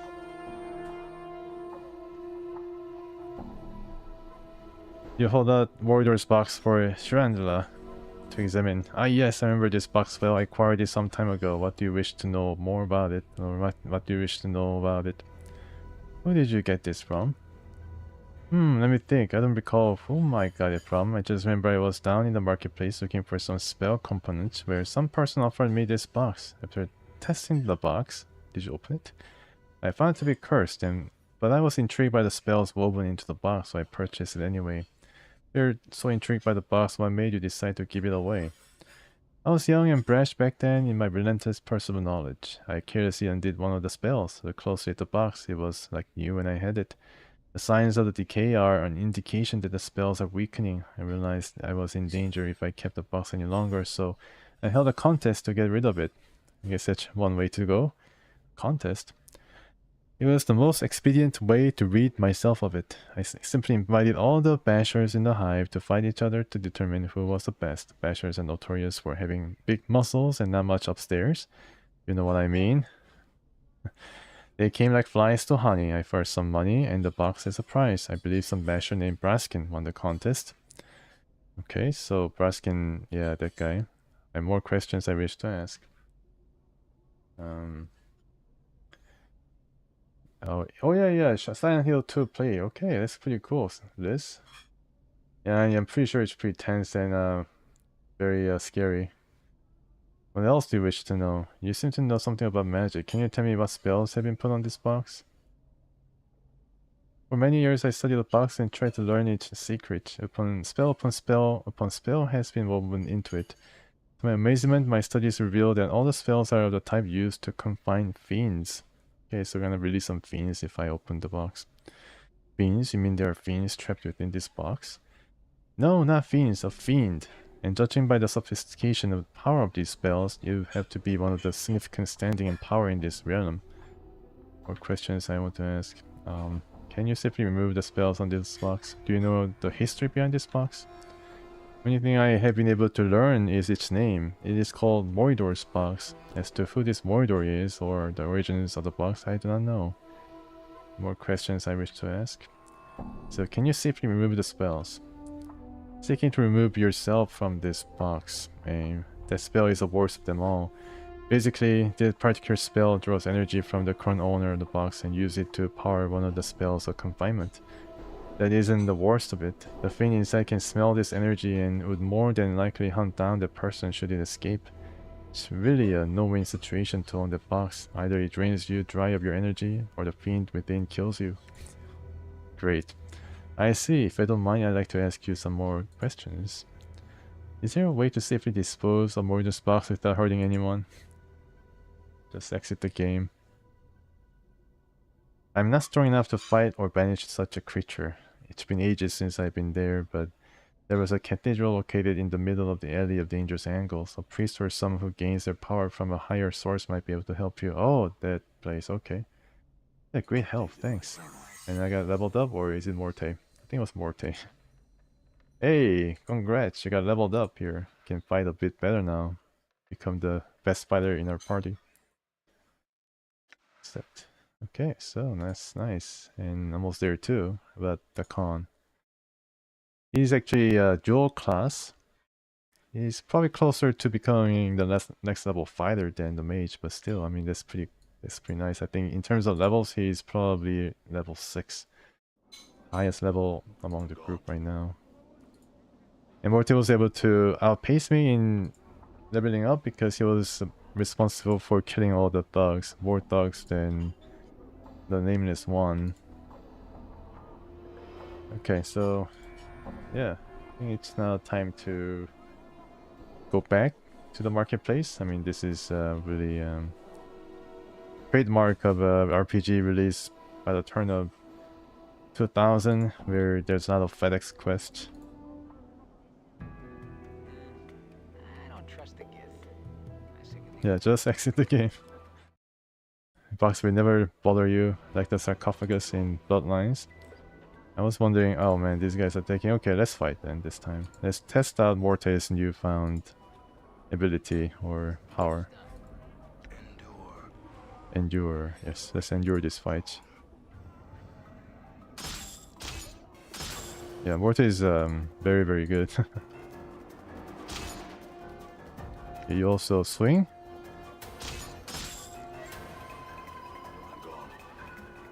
Some copper? Yeah. I guess this will be way more difficult in higher difficulties.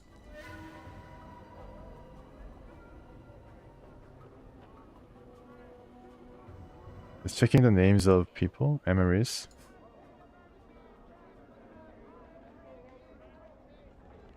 Somebody. I think that's basically the same dialogue as any okay, I need to probably distance myself a bit while these guys are attacking instead. I hear your words. I just try to run circles. Nice. And then I joined the attack. I got damaged a bit. But it's okay. Yes, only 2 party members. I know there's the third, but then she doesn't seem to really like me. I think her name is called Anna. And she doesn't seem to really take an interest in joining my party, let alone talk with me. So... Are you Amaris? I don't know. I'm not so sure. Okay, just have to defeat this dog and then see what happens.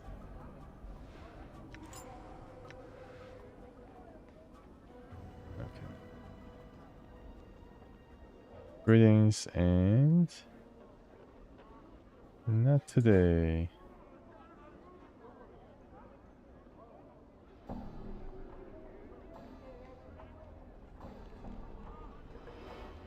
I'm pretty sure there's more than 6. You can see that there's space for 3 more, and then I'm probably sure there's some more in reserve that you can leave out, and some gathering place somewhere.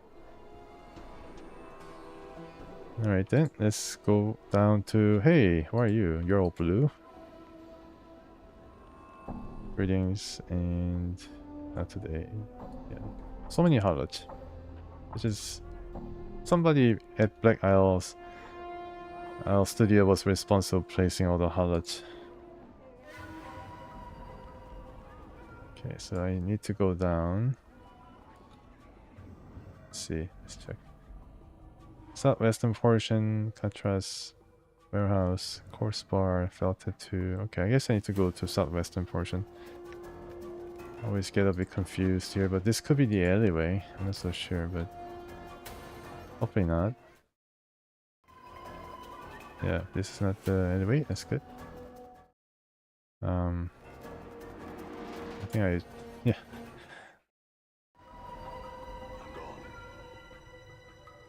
This is the marketplace. Yep. I'm in the right place.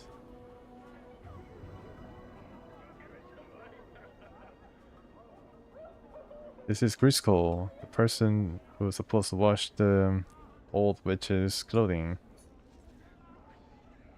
Griscoll turns to you. I, Griscoll. He bows and spreads his trembling, scarred hands. I, Griscoll. I'm here to pick up someone's wash. Babette, the midwife. Ragpicker Square. Griscoll blinks. Wash clothes? Yes, Babette. Ragpicker Square. And Rag, picker. He taps his fingers as if counting something. I know, I remember. He holds up a trembling finger as if telling you to wait. Wait for him to fetch the wash. Nice. He comes back with a flattened mess of green rags, thin as paper, yet so stiff they look. They could double as wooden boards. The rags are so caked with greenish lime starch that they look like you have taken years of soaking to relax them. How many times did you clean these? Griscoll wash clothes, starch clothes every 5th day. Wash clothes, starch clothes every 5th day. His eyes flicker. Griscoll wash many years, always starch clothes on 5th day. Griscoll's ritual. But they're ruined. Wash clothes is Griscoll's ritual. His voice is split, almost zombie-like. Wash starch clothes every 5th day. What's the point of doing it every 5 days when they don't need... Oh, never mind. Just hand them over. Could be pretty heavy. Give clothes. He nods, then hands you the rags. They're heavy. It's like carrying an armload of bricks. I take them back to Mehmet now. Farewell. And the item dropped. I'm carrying Crap. too much to move. And I'm way down suitably. And this is Mehmet wash. This is a flattened mass of green rags, thin as paper yet so stiff and really heavy like batch of bricks. Alright then. 27 pounds. Okay, I think I can handle. And probably drop something here in place of the green rags. And it got everything, right? No, let's drop this steel knife and that's it. Need to sell some of these items to some merchant, so maybe I can visit some of these guys. Hi merchant. I think this guy sells some weapons, so let's trade. Okay, so not a lot of stuff that I can sell, but I guess bronze bracelets and stuff like that we can sell. And then it's pretty smart. Every time we sell one item, the subsequent item of the same type gets a low and lower in value as it should be.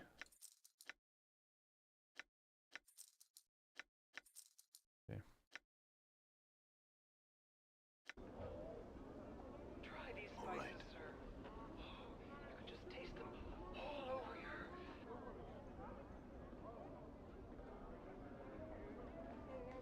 Now, northwestern portion of the hive. Okay. We're closer to Ragpicker's hive. Oh no. This is the alleyway. The shortcut. That's why, yeah, it might be prudent to resolve the situation there. I don't know why they're hostile all of a sudden from the beginning. Okay, let's do it. Let's dance.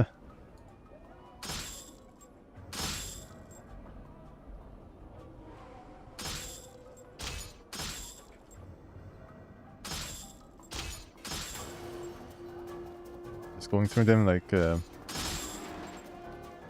I mean, I guess it's like JRPGs, you know, it's random battles. There's a lot of dogs and a lot of danger around these parts. And you gotta get experience somewhere, right? There's a weak wind. Okay, there's Craddock. Oh, here's Craddock. That's good. So we finally beat him. There is a quest that is related to this guy's name. Find Craddock for Bane the Sender. Yeah, so I need to once I get to FedEx quest to deliver something.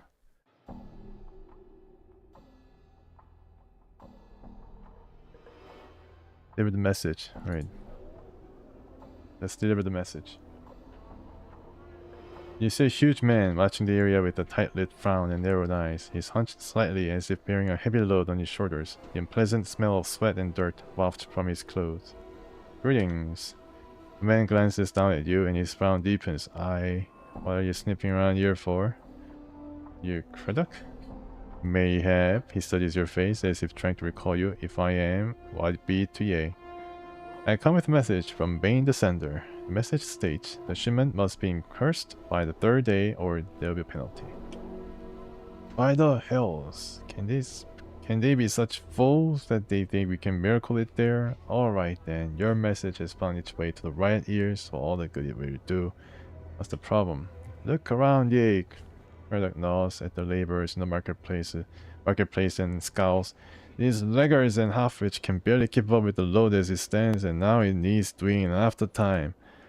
You need any help? I tell you what I need. All my men to show up for work. Jelai's gone missing since the morn. I need him back now. Jelai ready to go. He's a guy who's drunk and then walking around in stupor. That high-breed goat is probably passed out on the street somewhere by the smoldering corpse when he should be here helping us. Worthless sod. I could go find him for you. Oh, you could you?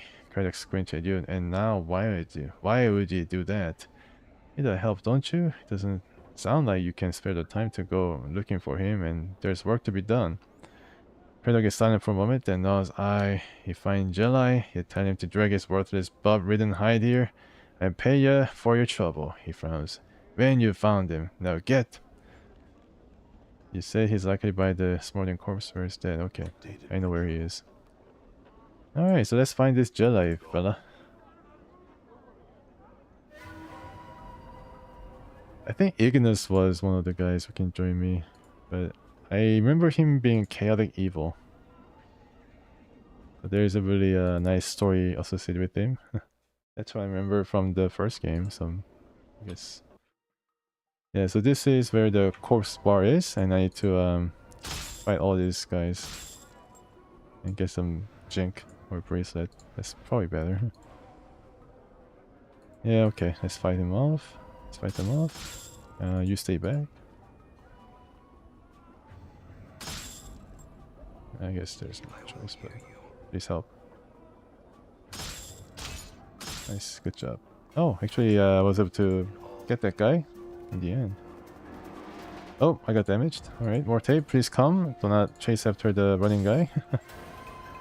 Also, you also aggroed 1 or 2 more dogs, so I guess you should be responsible for taking them on. I really need to learn magic from Bebet. Alright, that's good enough, guys. Run after them. Good job. Finish him. Oh, another 30 red charm. Alright, these will all add up, folks. This is going to give us the ultimate artifact. 7, huh? That's not too bad. That's a pretty healthy number of NPCs with all this writing and dialogues involved. Yeah. People consider this RPG to be the best written RPG ever made. So it's both. Hey, here you go, Jelai. Alright, Jelai. I got you, man. You lazy sod. You see a thin man with stained clothes, a hooked nose, and 2 stubby horns jutting from his forehead. So he's half goat. Or he's, I think, tiefling. Yes, tiefling or fiend. Something about and muttering to himself. He stinks of brine, vomit, and cheap wine. Are you Jelai? If so, Craddock needs you back at the marketplace. Craddock? The man's eyes widen. Ah, Craddock, me, Janraz boss. Well, you can tell him this. You can pike off. And Daddy's a filthy dog, a cur of the lowest sort, and Jelai's not working for him anymore. He jabs you with his finger. Tell him that. I tell him from a distance. Farewell. Okay. Alright, well, that's unfortunate, but I'm just going to keep earning some experience.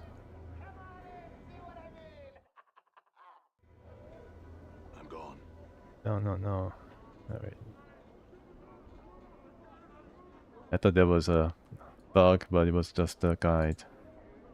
So-called tout. Hey, I'm sorry, Craddock, but July is not coming back.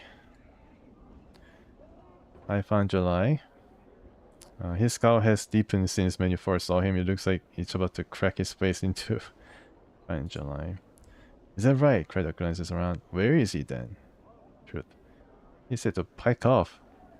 Quote unquote. Pike off. And that you were, quote, cur of the lowest sort. And that, quote, it wasn't going to work for you any longer, quote. Updated my journal. Craddock's face turns a bright red and his face cracks into a snarl. Damn be his name. May all the evils of the plains hound his footsteps. A blistering stream of insults, threats, and speculation about July's family root issues from Craddock's mouth. New taunts, alright. Oh, he learns about new taunts. Nice. Ooh! Vortic clicks his teeth together as Craddock builds up steam. You can almost hear him taking notes inside his skull. Craddock finishes his tirade with a grunt. Damn that July. You know, I could fill in for him if you need help. I mean, I only have a strength of 9, but this skull can help you a bit more. And the con. No, I could fill in for him if you need help. Craddock studies you for a moment. Eh? Ha! You couldn't. It's only false sign. Well, mayhap you can. It's hard work, and there's no drinking on my watch. Have I ever touched alcohol ever since I started? Maybe I did once or twice because someone bought me some beer. Understood. Let's get started. The work is long, but at the end of the shift, you are not the least bit tired. Craddock grunts as you return. You did well enough. Here's your pay. He tosses you a handful of coins. Now get, we've no more use for ye. Very well then. Game over. Oh no, really? That's actually a pretty good idea. Yeah. Does he have power 1 though? Let me see. Yeah, he did. Well, that's one way to go about it. See if I can do it. It's really fun. Let's see. Autosave could give me that option. It's pretty smart. I'm gone. Let's try this out.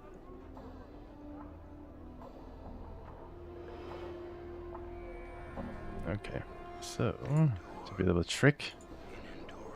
So what this does is spell increases the target's strength score by a certain number of points, or 10th of points above 18, which will still be qualified for race class restrictions.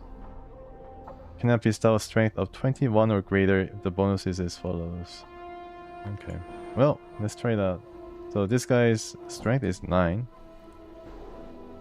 Or, yeah, 9. It's the lowest number. And now, with this...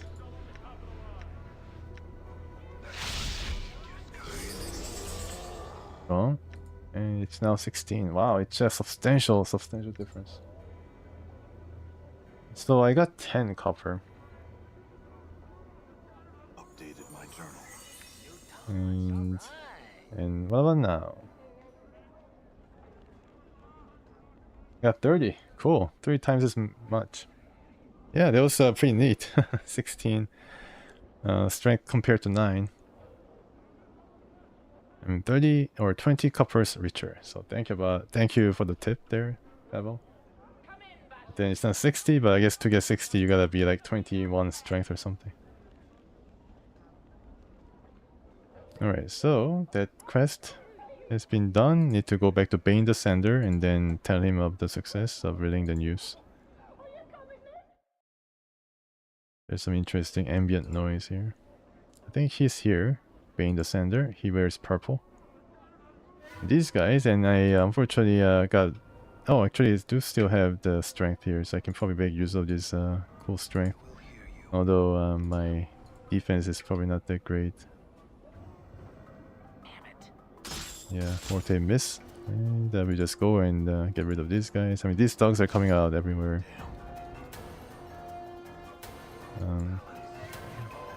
Morte, you can also attack.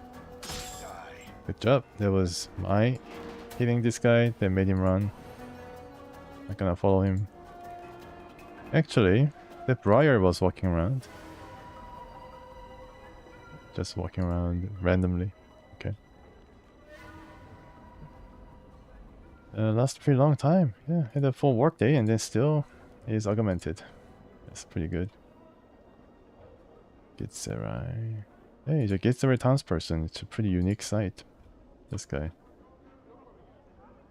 This Git turns to face you as you approach. Like the Khan, he has a yellow cast to his skin and a gaunt frame. His clothing is a curious blend of sharp colors and dull, well-stained browns.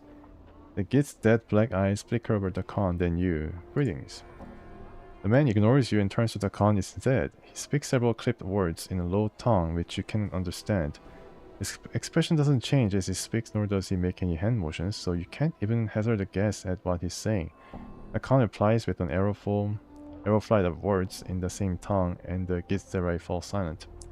What's he saying, the Khan?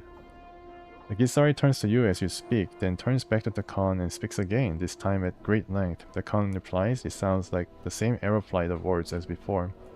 The Gitzerai falls silent again. The Khan says something else, and the Gitzerai responds with another lengthy stream of words. The Khan, can you ask him some questions for me? The Khan turns to Gitzerai and speaks, this time at a slower, more measured pace than before. The Gitserai's reply is a short one. What did he say? Your words are known to me, the Gitzerai interrupts.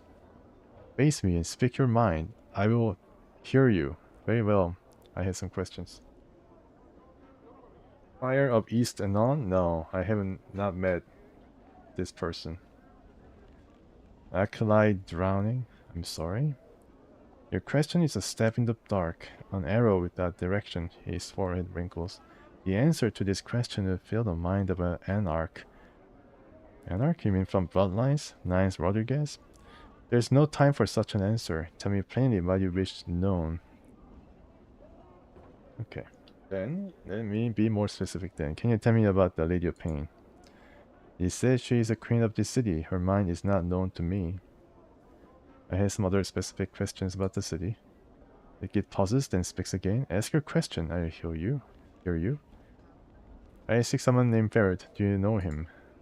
That one is not known to me. I lost a journal. Have you seen one? That object is not known to me. Can you tell me about the Khan? He walks with you. His forehead creases. How is it he is not known to you? I was hoping you could tell me something about him. He is not speechless. If you know him, put the questions to him. Do not insult us both by treating one as a statue. Okay. Can you tell me where this city is located? This city touches all places. What do you mean? The city is a cage with many doors. Each door touches another place. Where are all these doors located? Everywhere. They number as many as the places they touch. Places like where? The doors of this cage leads to everywhere, every plane, every world. Okay. Can you tell me where I might work? That is unknown to me. There's little work here. You can hunt rats for bounties. You can gather the dead. I mean, I killed a bunch of guys. Maybe I should be a millionaire by now by selling all the thugs I killed to the Dusties. Thank you. Okay, guys, gather around. Let's see what we can do now.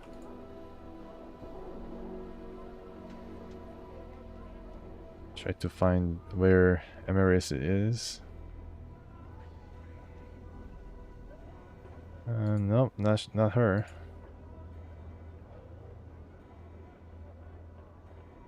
Angry Hive Dweller.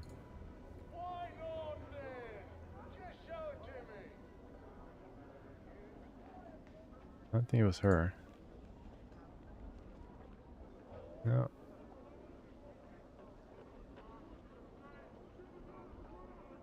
No. Right down the entrance? Oh, okay. She's down there then.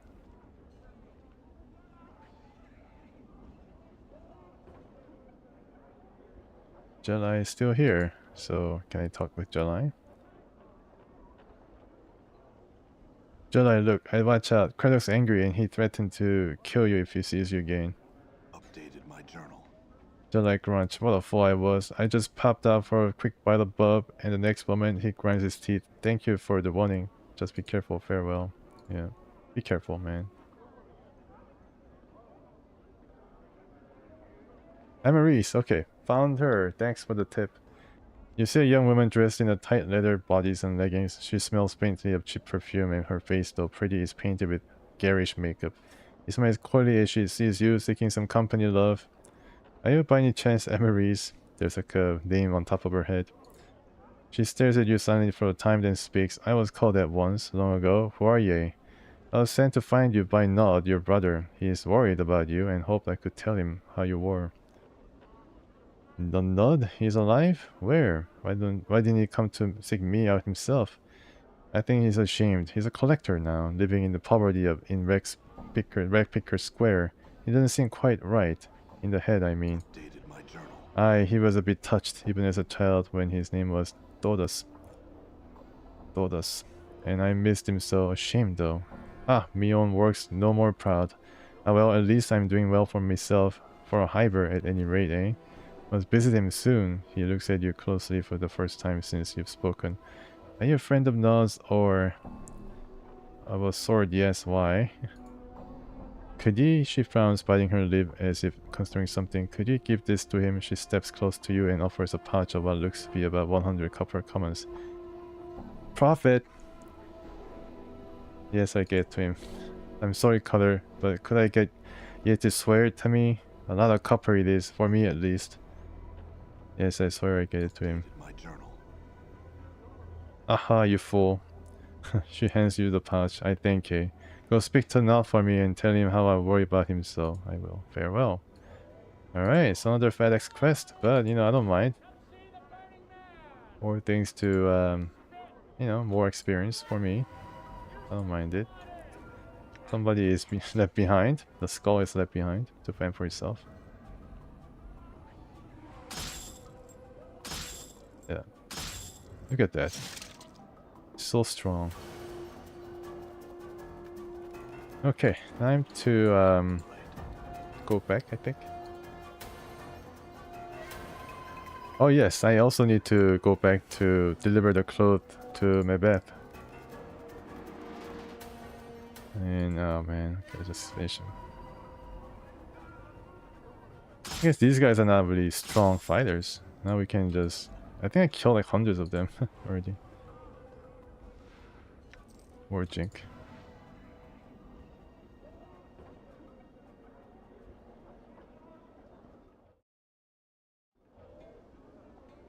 Oh, this is pretty cool. Check accessing the map feature. This is the marketplace. I can probably go up from here. Let me check the map here. The real map. Oh no, I don't want this dangerous angles place. Maybe I can also do that after I level up. And exercise the box. A lot of things to do still in the hive. I'm gone. That's like the music I heard for the longest time now. Nice music though. I'm gone. Wow, Black Abishai gives you 2000 experience. Wow, that's amazing. I think he might be too strong though, but I can probably give it a try. So this guy I need to report back, and it's going to be another, I don't know, a few hundred quest points. You see the Bane Descender. As you approach, he looks at you hopefully. Were you successful in finding Craddock the Sir? Yes, and I passed along your message, although it didn't seem to please him any. Updated my journal. 500. Okay, I'm very close to leveling up. Bane doesn't seem to have heard any word after yes, for he smiles and heaves a sigh of relief. Good fortune indeed. Thank you, good sir. Thank you. He reaches into his robe and pulls forth a handful of coffers, which he counts out and hands to you. 15 commons for delivering a message, eh? Fair enough. I cannot refuse this. You cannot say, oh no, keep the copper, man. I think you need more than me. I already have 600 something coppers, man. I'm rich. More than fair, good sir. More than fair. I can say without hesitation that there's no finer profession in all sigil than that of a runner for the House of Sanders. Maybe I can be a sender for these guys and be set for life or something.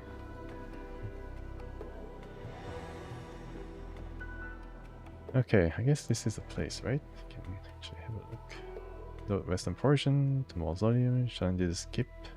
Yes, I think this is the place. Oh, hello. Hello, my friends. Dogs. It'd be cool if I kill like 100 of them, my like fame travels before me, and then these guys will just run away and not bother me because, you know, can easily defeat them. What? Then where you grind for experience. I mean, this is grinding for experience and money. I'm gone. So wait, Porphyron's still here. I need to go to Ragpicker's Square. Am I forgetting something?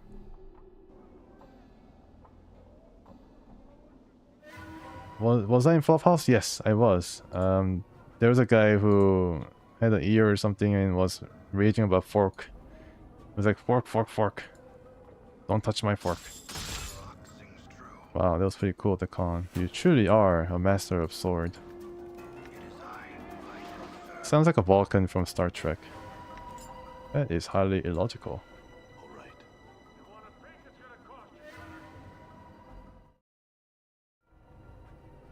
I'm gone. And I need to find this Nod guy. Hopefully he's not dead.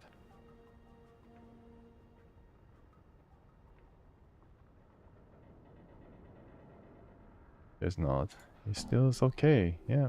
I need to give him 100 coppers. We can get out of this place. Buy himself a house and maybe I don't know, some nice clean clothing. Someone has come to speak to Nod. Speaks to Nod. Aye, he suddenly breaks into a fit of hacking coughs and nods to himself. I spoke to your sister, Emery's. You did? Nod so happy he is. How's Nod's sister? Tell him of Emery's. Tell Nod, please. His excitement sets up a long series of hacking coughs. When he can finally speak again, he asks, is Nod's sister still pretty? So pretty?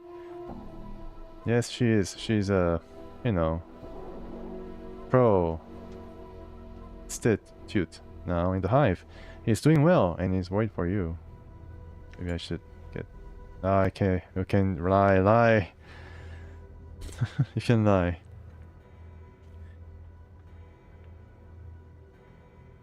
Well,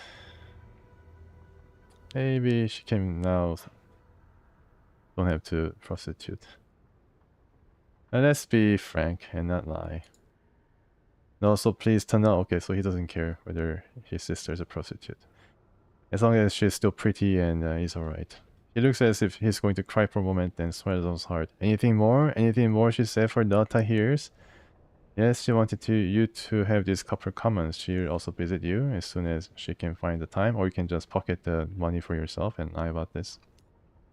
Updated my journal. Noel's head stops nodding abruptly and his jaw drops as you hand him the 100 coins. Beneath the dirt brown hood, his eyes gleam with joy. Such wonderful news it is. Such good, wonderful news. I nod thanks ye. And thanks ye again. Thanks ye 1,000 times more. I could help very well nod. Oh, he doesn't understand, but yeah, he probably doesn't understand. Look at him. Look at him. So happy that he does crab walk. That is some happy crab walk. Anyways, yep, let's go and hand over the heavy clothing to Bebeth.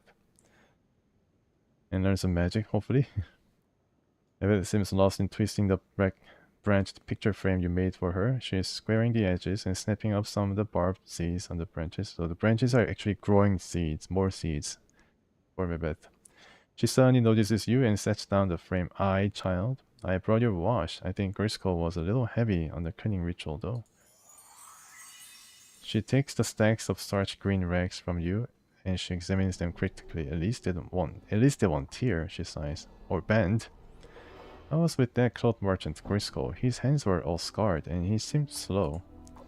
Vivet is still turning the cloth over in her hands, tapping it with her finger. Well, child, sometimes one burns with the art and other times the art burns ye. in some place. Is that what happened to him? Babette clicks her tongue. Mayhap there's sums for who using the art is like breathing.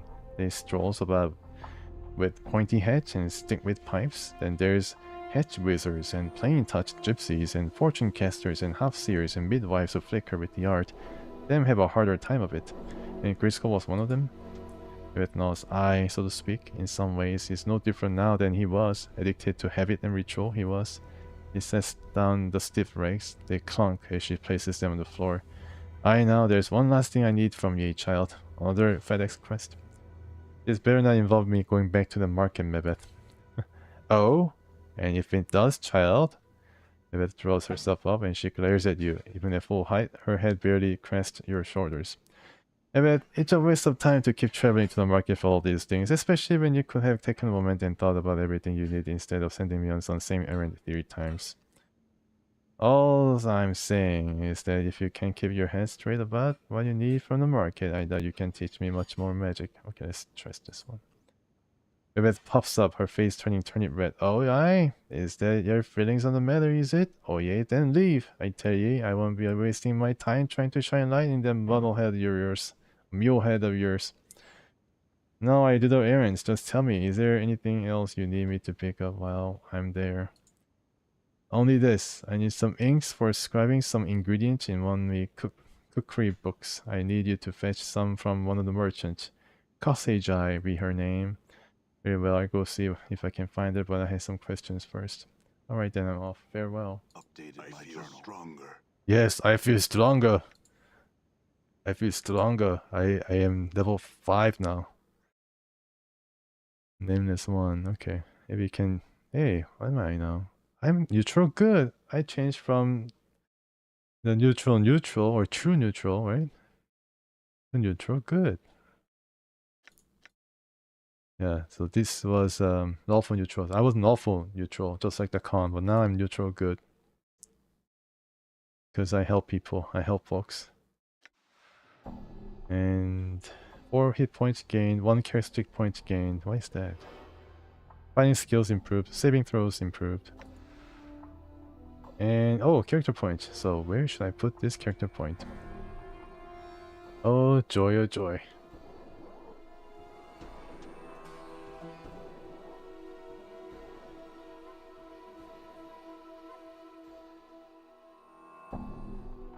I didn't find a fork. I don't know where the fork is. I think I should increase wisdom to 18.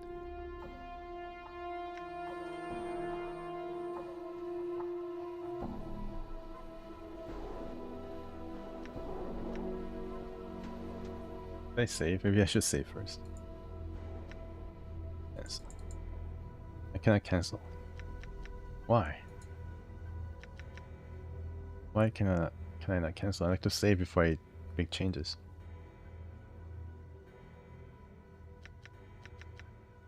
Right. Well, I'm a heroic wizard wisdom guy. So be it.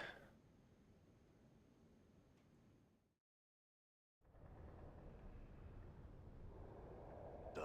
Okay, so I need to fetch one more stuff for Mebeth. And then I try to solve the problem at the alley. And then go and find Ferret. That's my plan. I did some quest here. Let me see. Just stop for now. Check the quest list. It was journal, sorry. Let's see. Get rid of Nestor for Arlo. Yeah, so Nestor is a dude who goes after the fork. And this is the quest that deals with it. I guess if you do this, then it's gonna also complete this quest. Learn the ways of the art from Mebeth. We are doing that right now. This is related to her quest. This one is given, I think, almost from the start. Maybe I can do this before going to the alley. Curse of Stench. Okay, so I didn't know there was a quest involving Reekwind. He was being cursed to perpetually excrete foul bodily odors from every orifice. Perhaps I could find a way to help him. He was cursed by some fat, balding man who favors dressing in orange. Oh, okay, maybe I can find this dude. But I guess it has to, you know, wait until I can visit this particular place. Upper wards. Go to the cathedral located at the center of the hive. This is where I can exercise a box. And relate to ferrets quest. So yeah, I mean it's I've gone through some of the miscellaneous side quests. 1 ear. Oh yeah, he has 1 ear. And look at all these poor limlims. Did you kill the limlims? You deserve that then. Damn. I missed. Okay.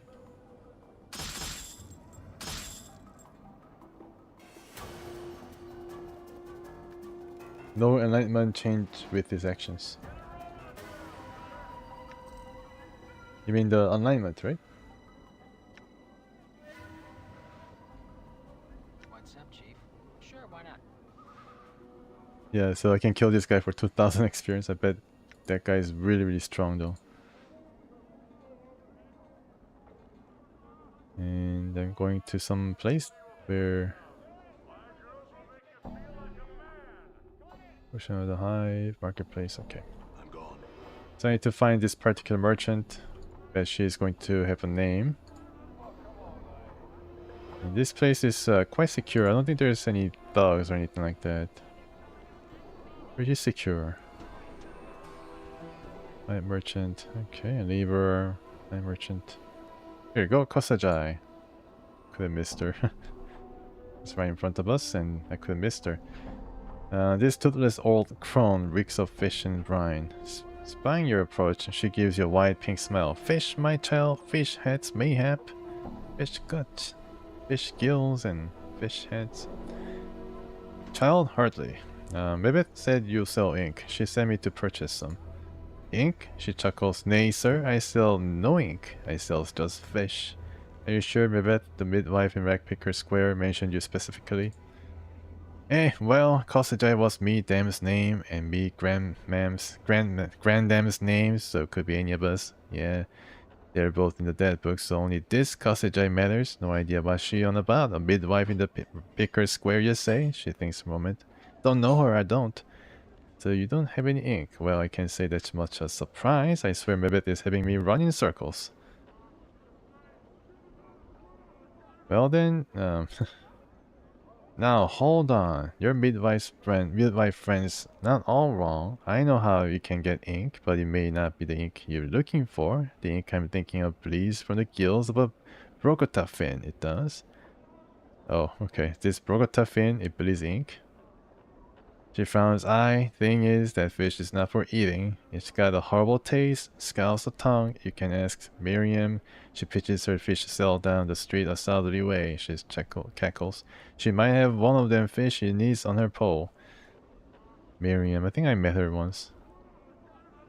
Yeah. Updated my journal. Update my journal. I need to find this Miriam guy or person. There's a thug standing my way. How annoying. The thugs are everywhere. Very annoying. Dear diary. This thugs epidemic has to stop. What's the word, Chief? Good as done.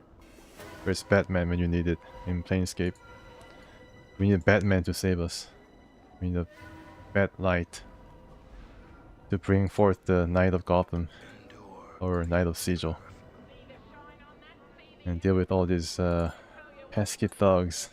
I'm gone. There's another one coming out.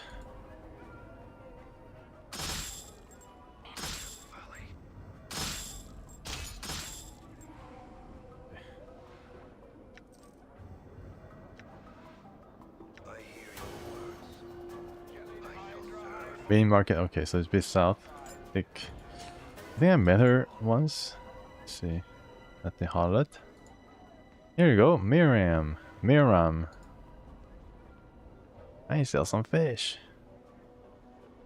Well met again, sir. Yeah, so she says, well met again. And I think she was like the person who noticed me in my previous life. And she mentioned about a woman who was trying to stop me from going somewhere. And there's a tall, thin, gaunt man who was reeking of some smell, and then he didn't really care whatsoever. Have you heard of a Brokotafin? I was told it bleeds ink from its gills. She blinks and nods. Aye, that fish is a strange one it is. Not many have heard of it, and less want to eat it. Difficult to kill, and even in death, it seems to live. Not many want to latch their teeth around something that still rides. Well, it depends. You have one? My journal. Aye, but the ink, you need something to carry it in. Have you a bowl or cup, perchance? Vorte, can I use your skull? Ah, or a tankard, maybe one of the merchants is selling one. Farewell. Yeah, so this is a bit more involved. Thought we can use Mortis skull, but I guess it's not going to be too nice. I think there was yeah, this lady was selling some fine wares. The one smells warmly at your approach. Hello again, sir. What would you like to purchase this time? This day. What are you selling right now? And sell plates, cups, jugs, tankards. Hey, tankard! Cutlery and like, sir, all of quality, sir, the finest. Then she steps back and lifts the lids of the crate and the wagon behind her. Please look over my goods. Should you have any questions, feel free to ask. I need something to hold ink in. Do you have a tankard or a goblet for sale? She knows, oh yes, many kinds. They range in prices from a few coppers to several thousand or hundred. Actually, I'm looking for the cheapest one you have. She raises an eyebrow. She reaches into a crate at her side and throws a better-looking tankard to you. It is covered in dents. Its handle looks like it's about to fall off. This one looks like it was used on someone's skull. She smiles slightly. Here we do. Thanks and farewell. Did I pay for it? I'm gone. Or at least these guys are talkative. Yeah, it looks like it's really a marketplace. That's nice. I wonder if they disappear during the night though.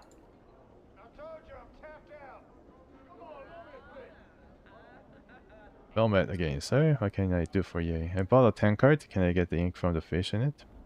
She nods and plucks a fish from her paw. It twitches as she grabs it, then starts lashing about as she begins to twist it like a rag. Oh man.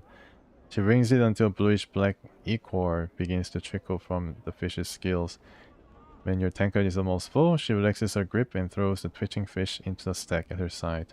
Thanks and farewell. Journal. Was it free? They're really nice. They're really generous. And I'm encumbered, so I need to move this. Oh, actually, this is why. Yeah. Okay, so let's move some of these to... Oh, this is like a waitlist. Wow. Okay. Get the box. Alright, time to head back to Mebeth. Finally got the ink. And read the inscription or description of this item. And there is someone... Oh, I didn't get this, unfortunately, before. But now I have it. I can sell it now. Alright, let's go back.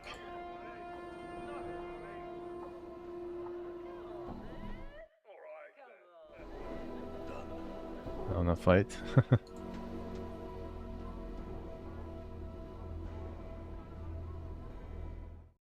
Still wants to run away. All right.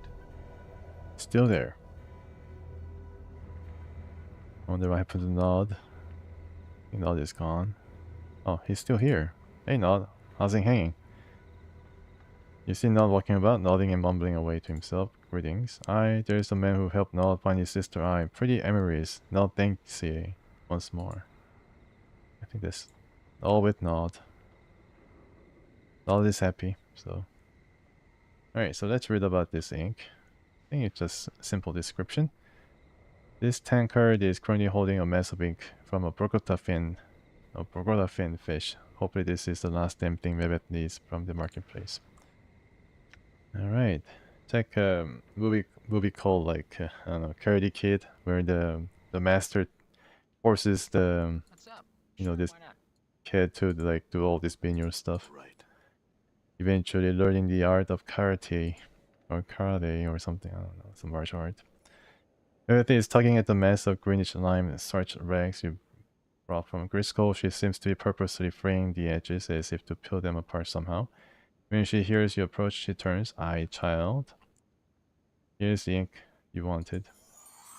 Alright, 1,000 experience points. I guess, yeah, it was definitely worth it.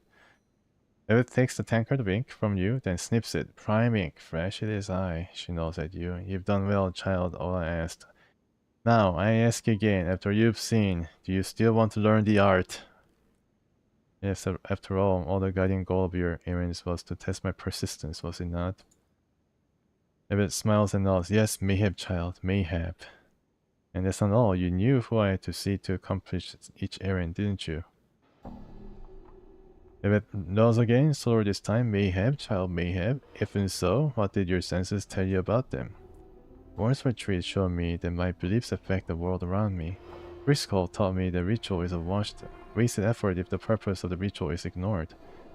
Miriam taught me that no matter how much I think I know, there is still much I can learn from another's eye. Wow, this guy is very wise.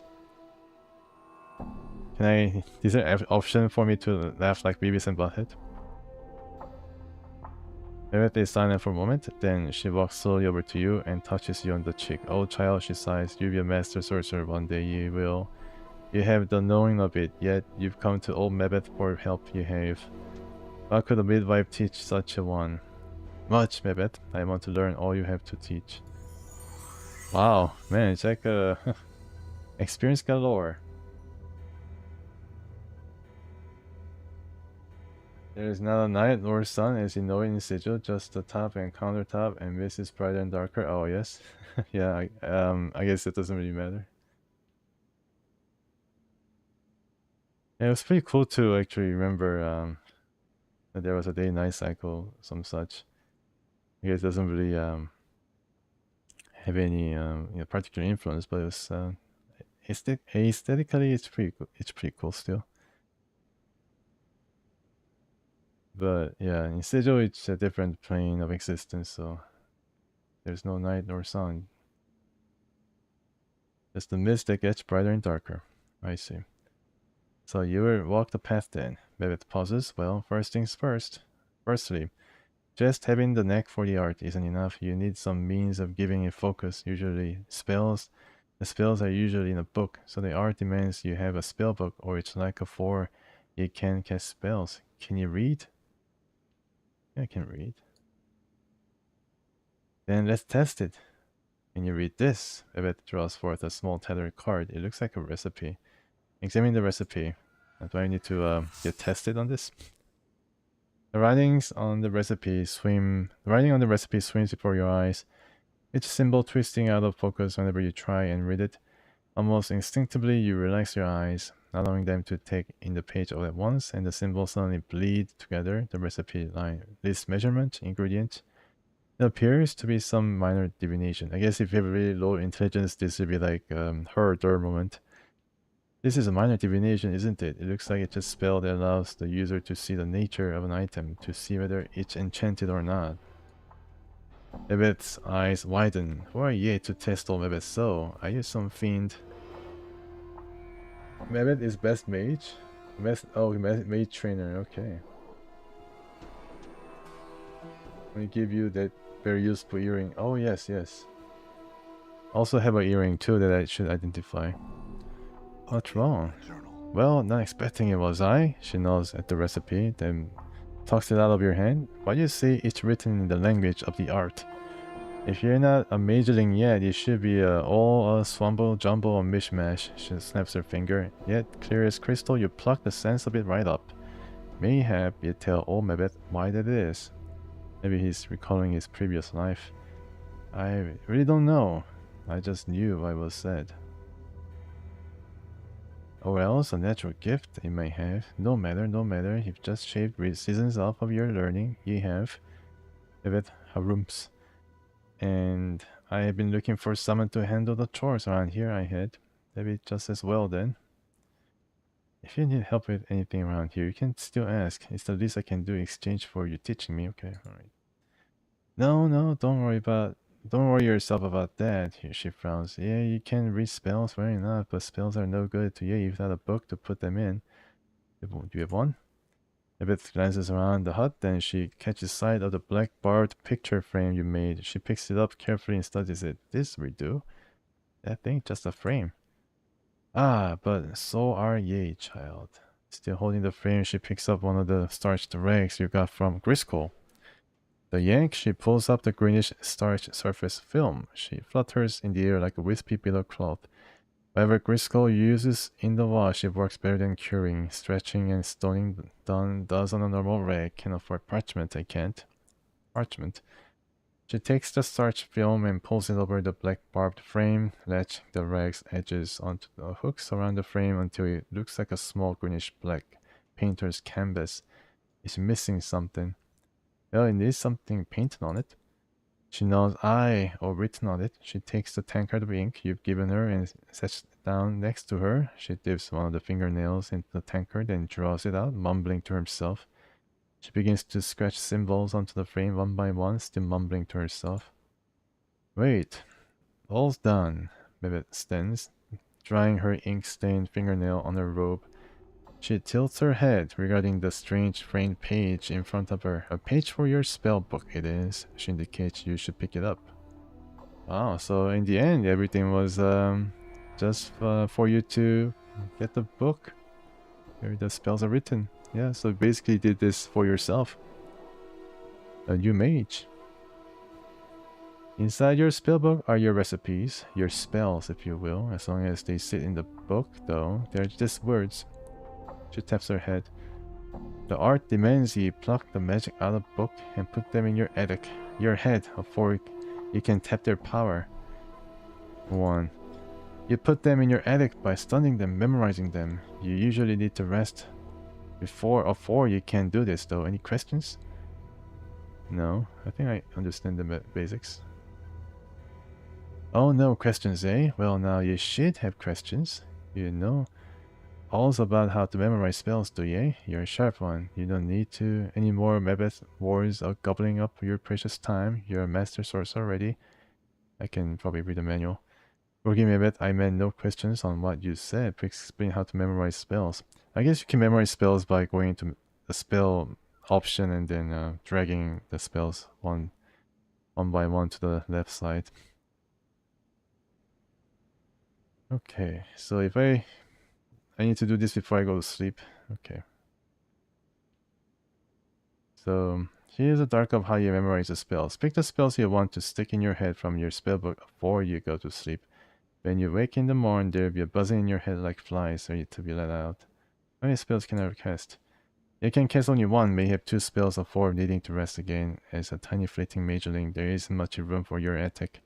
So use your spells wisely until you get wiser in the art. As your power increases, you get more room in your attic for spells. Okay. You can cast only spells you memorize, so if you want to use the art to say "man" something twice, you need to memorize a spell. How many times? I don't know. This is a quiz. I knew that there would be a quiz at the end. So if you want to use the art to say "man" something twice, there's a spell once. Twice! To cast a spell twice, you need to memorize the spell twice. Got it. How can I get more spells? If it shrugs, keep your eyes and ears out for learning. Even common folks might have some minor magics to teach. There's also scrolls, recipes, books, and even more. Some stranger items that have spells inscribed on them. You find one to examine it close and copy it into your book if you want it. Got it. Can also show you more spells if you return, especially when you've little more of the planes in ye. Appreciate it. Before you go, child, you need some magics for you to whet your appetite. Mabeth rummaged in her robe and pulls forth 3 small recipes, which she passes to you. You should copy these into your book so they can go into your attic as soon as possible. Thanks, Mabeth. Wow, 5,000. Wow, my goodness, it's like a really significant jump. Wait, there's more! Man, she's really generous. Like Steve Jobs. Mabeth finishes a tiny bundle of black cloth from her apron and unrolls it, producing a pair of amber earrings. Oh, the earrings, yes. You mentioned that, Pavel. These will protect you on your travels, child. No longer wear them myself, so go ahead and take them. Thanks again. Too bad I'm not a earrings guy. Alright, child, don't tarry here any longer. One such as ye has other ways to spend one's time rather than hang around old Mabeth. Now, come on, Mabeth, you're not old. Ah, you flatterer. Your tongue is so lined with silver, I'd shame a Batazu. Get your hands. Thanks for everything, Mabeth. Ah, you can thank me by not playing the Edo Cove. With what you've learned, the arts damned many a fool who sought to bend in ways the art weren't meant to bend. Now get along with ye. I Farewell. feel stronger. I feel stronger. Wow. Really? You can dismantle them and then you can learn spells from the chest plate. My goodness. So I guess you can dismantle them by magic too, in the first place. I just got through some really crazy bunch of dialogue options where it just gave out every time like thousands of experience points, and now I'm level 6. No, I'm level 1. What happened? I'm a baby now. I'm a baby. I'm mage level 1.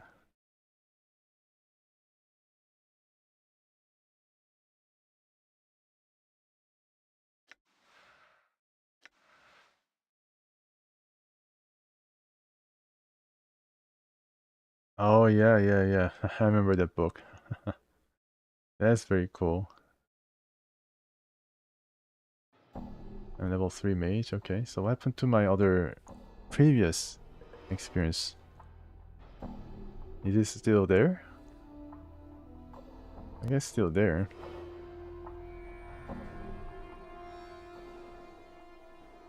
I'm a mage. Alright, so let's examine our attic. My, what do you call it? Bone box. I'm none. But I think Bebet has given me some spells to copy down. Here we go, chromatic orb, for example. And allows the user to copy chromatic orb into spellbook. 50 feet special, and then it yeah, affect one creature. It's copy spell. You succeeded in learning the spell. Okay. Identify could be pretty useful. It's gonna save some money. I don't have to go to merchant to get it identified. And one more. Oh, this one I got from the guy who ambushed me in Red Picker Square. It's an acid attack. And I can identify this now. I need to memorize this spell first. Ember Earrings, what does it do? +2 to armor class. Memorize 2 additional first level mage spells, which is really, really nice. Here you go, my ears. I just I found out by just random that this guy doesn't have any earring spots, although he has a huge ear. Understand that Morte wouldn't have anything on him, but then this guy doesn't have any ears that he can put earrings on. Maybe it goes against the ways of the Githzerai or something. Oh, there's a third one? Maybe I dropped it. Let me see if I can go back and pick it up. Hey, Mehmet, I'm sorry, but I think I dropped the spell that you gave me. Done. Here you go. I also dropped this one, which I would like to keep. Yeah, why is that? Blood Bridge. Could be the most interesting bunch, one from the bunch. This tether card has a recipe for the ingredients and the incantations necessary for the necromantic. Oh, necromantic. This spell allows the caster to share a portion of his life with others, weakening himself while strengthening others. Oh, nice. Yeah. Necromantic for the sake of helping others. There you go. Yeah, alright. So should I choose this or this? Maybe I should choose this one. And then identify and chromatic.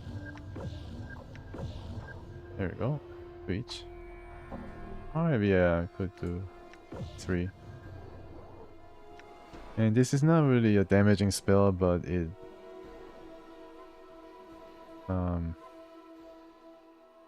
reduces the attacking ability of the enemy. I need to sleep somewhere and then identify the earring.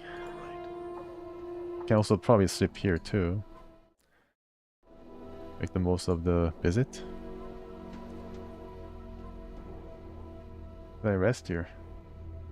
I can probably also purchase some cures. Oh, nice. Yes. Maybe I should purchase Magic Missile. Why is pacifying? Violence is not always the best solution. The spell seeks to quell the boiling blood and anger that malice through peaceful means.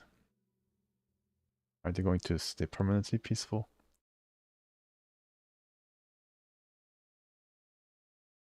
Oh no, actually it's going to be temporary. Blindness is, I think it's going to be pretty cool too. Rise, Blind, Charm, Not Charm, all these charms. I think I go for Magic Missile since it's like such a classic spell. Can learn spells from Dakan, really? Wow. Okay then. Let's rest. Of course, child, I have a mess of blankets in the corner that would serve.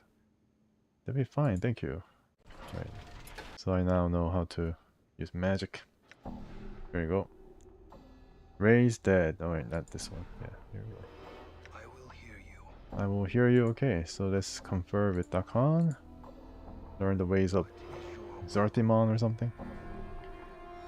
There are things I would know, Dakan. Can I talk to you about your teachings? Dakan, wait. I wish to give up my current profession and resume the study of weaponcraft. Dakan, can you train me? No. How about this one? Can you teach me anything of the art, Dakan?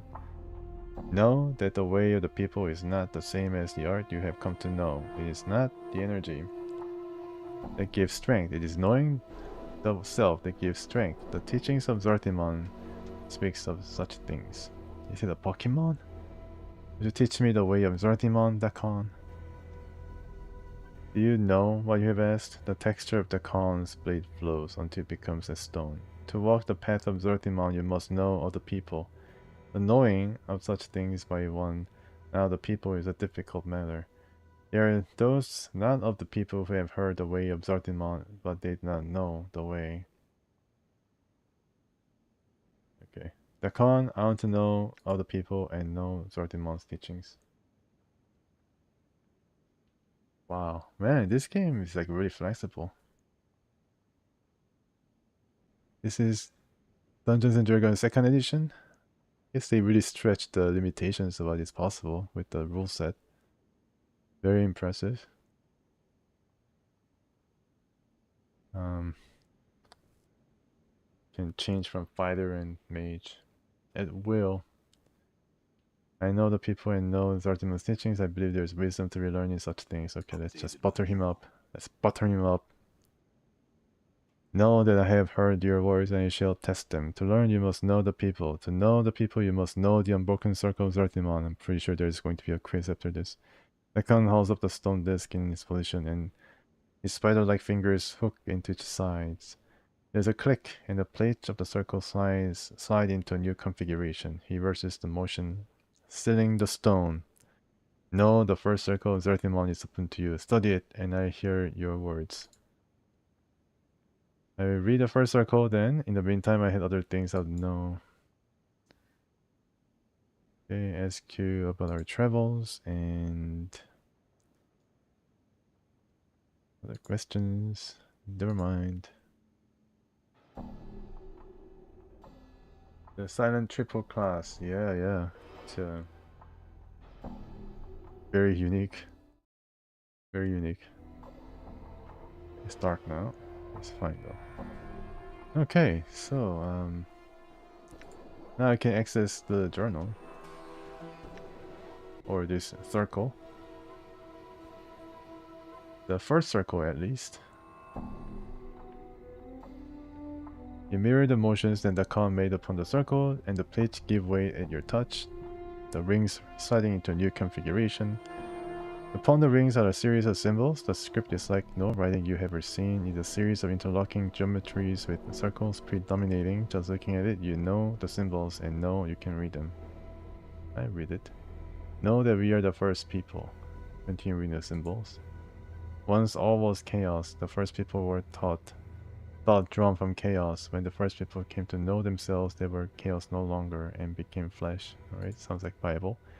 With their thought and knowing of matter, the people shaped the first world and dwell there with their knowing to sustain them. Okay?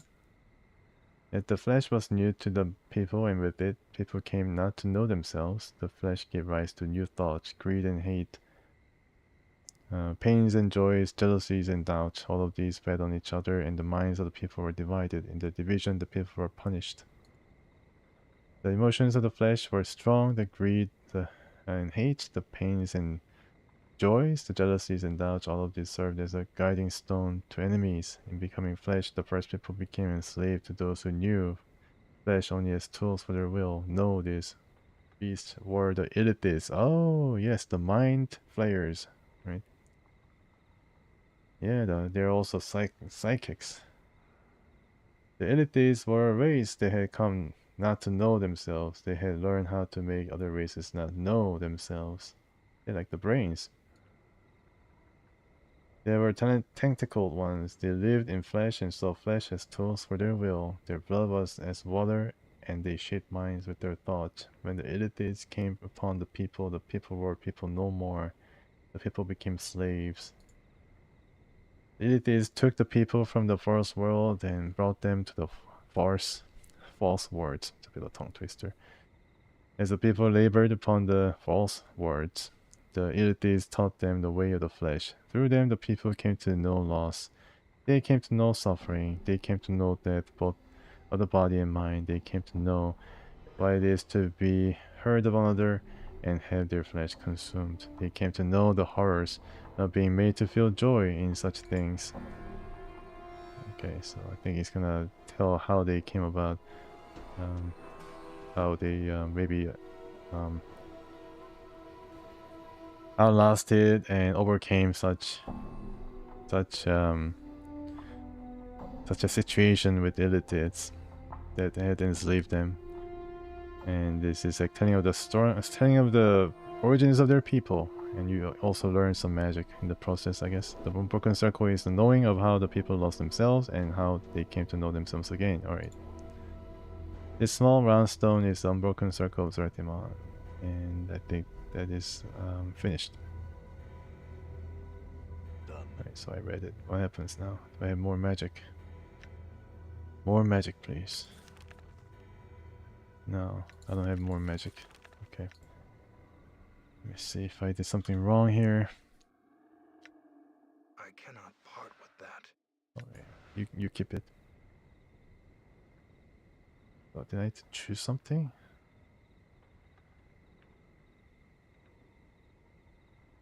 What happened? There's been no acknowledgement.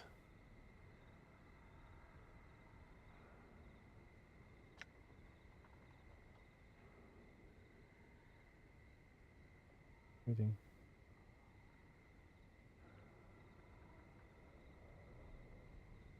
Okay, so it's just about learning about the, it's basically lore, right? I guess at the end you learn something though that you can use actually in the game, which is pretty cool to know about the history of the Githzerai. I guess they're the originals, and from them they came to be the Yankees and Githyanki, and Zerai. Yeah. I guess it makes sense, you know, in Baldur's Gate 3, the Githyanki lady knows a lot more about the Illithids than others, I guess. Alright. Okay. Now, what now? Let's see if I have more quests that I can do. Nestor's Fork. Yeah, let's go and tackle the alleyway, I think. I think that's probably going to be the last one thing I want to tackle here. The alleyway, they're gonna give us some sort of... I see, okay, so let's talk to Dakan. Yeah, you gotta talk to Dakan in order to learn fully. So there are things I don't know, Dakan. I have some questions about the Githzerai. Or can I talk to you about your teachings? I read the Unbroken Circle of Zartimon. I want to speak to you more about the way of Zartimon. What did you come to know? Strength lies in knowing oneself, I learned that once.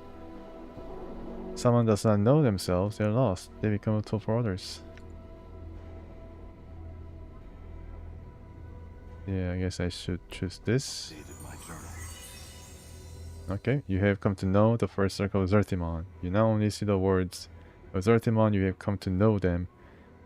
The Khan holds up the circle and hooks his fingers around the edges. There is a click, and the plates of the circle slide into a new configuration. He reverses the motion, setting the stone. No, the second circle of Zertimon is open to you. Study it, and I hear your words. Very well. That was pretty cool. Is there any log or something? No? Pretty sure there's a log of what happened. Combat log. Don't update it.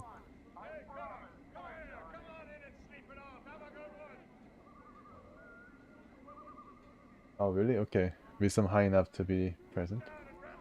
Yeah. I guess the second one is more about the, you know, just literal retelling of what happened to them. Elite days and enslaved them and committed a lot of crimes against them.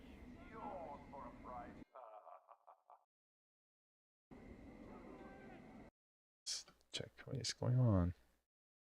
The flop house, Wreck Picker Square. Alright. Let's go here. And let's examine our options. Now I can identify this. Rule of 3 earring, copper blessing. Minor copper blessing. Earring carries a minor blessing from one of the gods of wealth and some backwater prime world. When held in the hand and the word copper is whispered, it gives the wearer 33 copper commons. This blessing can be used 3 times before the enchantment is exhausted. I'll probably use it once. What happened? Use. Oh, okay. Yeah, so one more. This gives us 99 copper. Second circle is about iron. Okay. Yeah, I guess I can read it.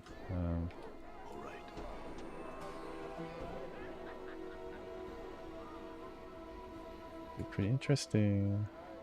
Should I sleep? Kind of hard to see in the dark. Night wedding.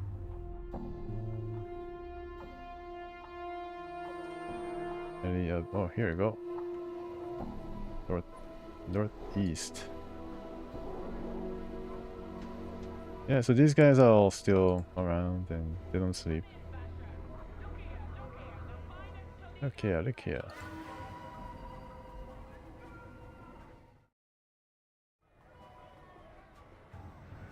Okay, so then we have to pay this guy.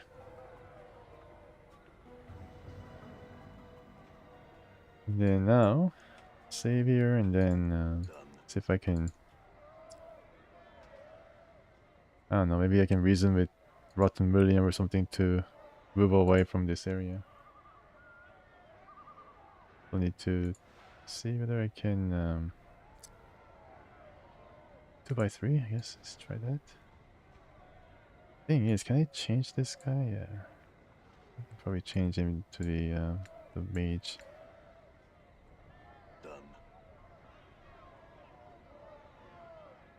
Dark Alley Shiv, yeah. So these guys are trying to collect money from me eventually.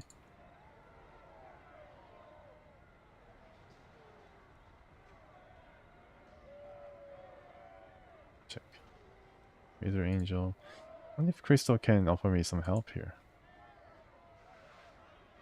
Have you made your gains and you're seeking to write Rotten William into that book? Not yet. And while you're stuck talking to me, this is the job that he's doing. She turns away from you. I need some reinforcements. Some reinforcement should be nice. Rotten William. Maybe I can talk to him too. Or I need to pay him though. So why is this place? Let me see. Stop and then burnt building tent. And tent and ruined cathedral. I guess this is where Rotten William is. Now let's try to go inside if I can. It tricks me as I move around him. And what is this? Mage in training? Oh wow, I'm mage too. Hello, Rock. Done. Who are you? You see a young man dressed in plain but well-kept clothes. He pauses in his pacing as you approach. Greetings. Rock in trouble. Big. Help you do? What's wrong? Rock forget rings in tent. Friends need to magic with. No rings be mad at Rock. One ring brown like Jink. Another shiny like mirror. Last is pretty in yellow. Ring for Rock. I bring them back for you, Rock. But My journal. I don't know where to begin. Any ideas? Is it here? I see some junk though. Are they gonna attack me? No? That's good. Oh yeah, it was a bit of a trap there. Got damaged. That's pretty cool though. That's pretty cool effect. Another trap. Maybe I should learn my lesson and not touch this anymore. I'm gone. Alright, Rotten William. Where can I find it here? Okay, I guess they don't ask me for money. It's pretty strange. From the tent area? Okay. Where did that idiot hide it? Are you also looking for rings? You seem to have startled her. She abruptly stops rummaging through the tent and stares at you nervously. Greetings. I wasn't doing nothing, I swear it. Why don't you tell me what you weren't doing? She looks at you as if you're about to tell you something, and then she quickly dashes for the door. Stop. Yeah. She looks at you as if about to tell you something, and then quickly dashes for the door. She's gone. Done. Oh, I can now rummage through. Here we go. I'll run the ring. The ring. Maybe Rock was looking for it. And this is where Rotten William is, I guess. Yeah, I was able to go to some other place before. Tent. Yeah, I went to the tent. So you can look for the tent. 3 tent. Nice. Done. Okay. Go here. Yep. Here we go. Looks to be a pretty big place. Hey, Rotten William. Aula. Hola, Aula. Welcome to the Cathedral of Alskar. Have you come to worship Alskar with me? You can be his second disciple. Oh, there's the event.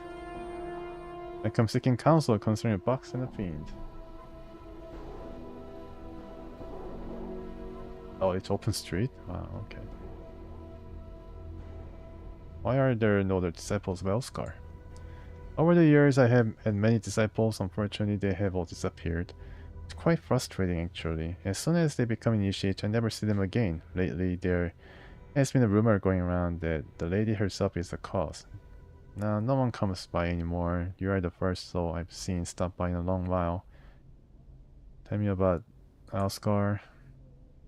Aula's voice takes on a tone of adulation. Alskar is a keeper of gateways.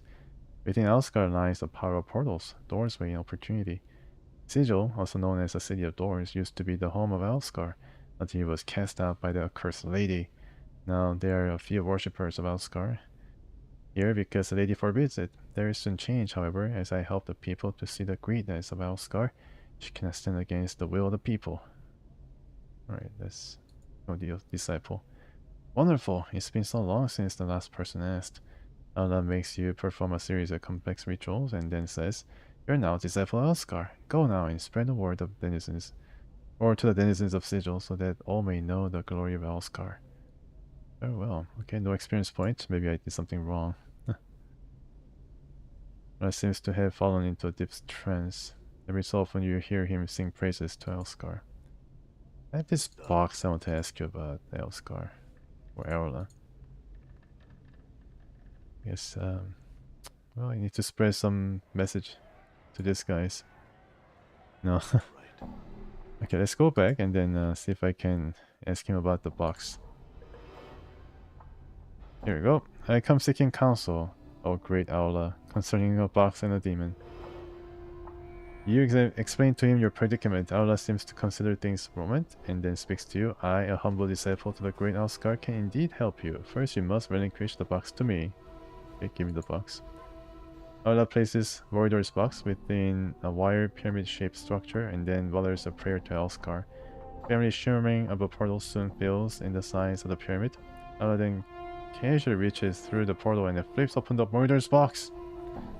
You scream in an attempt to stop him, but are too late. You almost instantly the box begins to disintegrate and a sickly smoke begins to fill the interior of the pyramid. A feeling of immense dread fills the room, and it is all you can do to keep yourself from bolting from the tent. You notice that as the tendrils of smoke touch the sides of the pyramid, they are drawn into the soaring vortex of the portals. As the last tendril of smoke disappears, the feeling of that dread passes. Aura smells a bit nervously at you. Witness the power of Elfscar, the keeper of gateways.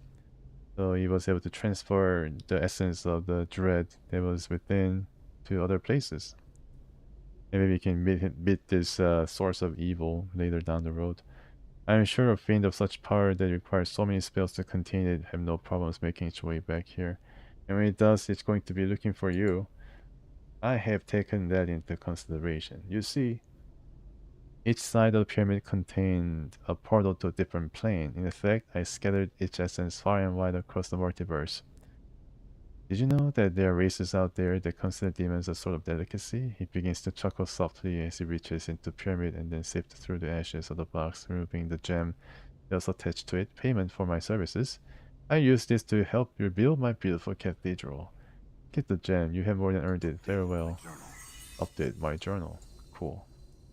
That was pretty simple.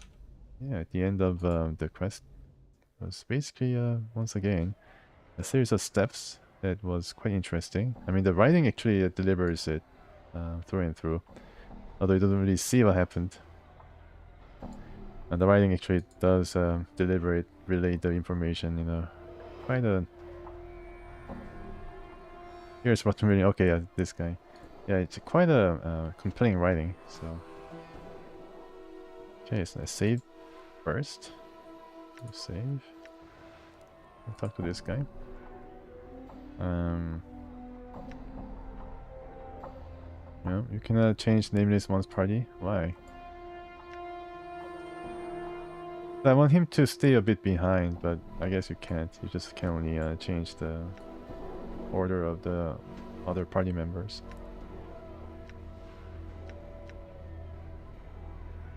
Anyways, that's fine.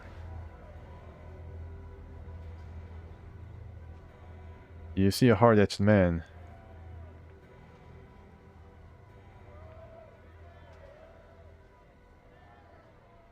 Can return to Mar.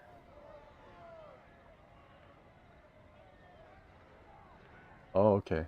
I see. The guy who gave the box away. This guy is Rotten William. It's a Rotten Bill. Rot Bill. His face is sharp and confident, yet somehow seems diffused. His eyes are clear and cruel. He seems both indolent and poised, and he holds a knife in his calloused hands. So on the visitor for Rotten William. Speak your mind, traveler. Make it good, and perhaps we'll let you go. I'm looking for ferret. You have one ferret eye? Well, maybe pretty for a price. I can tell you where to find them. How much? He sizes you up. A mere 5 copper is fair enough for someone who seems as desperate as you do. Alright, here, where is he? You can find him near Rex Picker Square. Look for him and his collectors, and yes, you have no problem in dealing with. That's not really much of help. If have already told me that. Aye, well, you get what you pay for, so not your business here. Yeah, at least I have the choice to complain. People have already told me that. Crystal wants you dead. Aye then. Do you mean to carry out your commission? I'm not sure. Shall always be sure, lad. I'm sure you're about to die. He makes a small motion with his hand. What do you mean? Ow, that sucked. Alright. Get an adder's kiss on you. Now you do something here. Let's fight. Reign of Anger? I don't know about that. Okay, Reign of Anger. I think this guy is probably a lot more stronger than the other guys. What happened?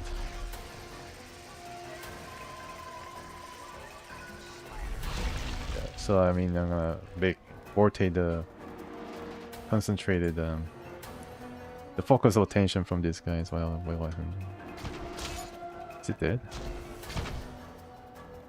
Alright, time for another spell maybe. Already work to help this guy.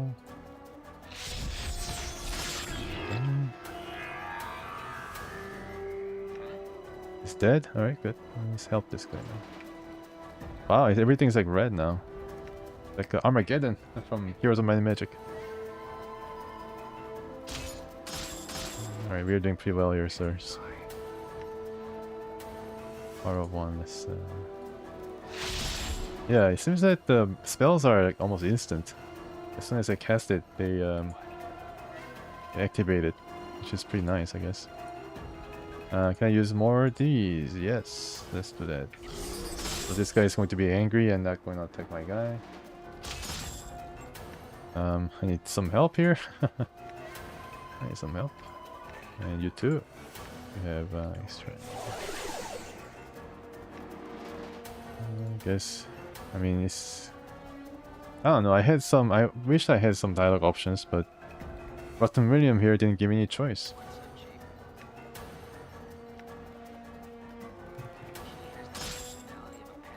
Morte is able to tank so well. I don't know. I mean, maybe that was what he's known for. Morte the tank. And this guy has one more spell left. Let me just get a bit closer. Scripture of Steel. What does it do? Grants +1 to hit and +1 to saving throws to all friendly creatures. I think I should use this way before. Yeah, it's almost over anyways. Yeah, it was frankly, I'm pretty sure there's a peaceful way of getting through this quest. Maybe if I use some magic, dominate or something, or similar to dominate, that probably made him leave, or I'm getting some nice stuff though at the end.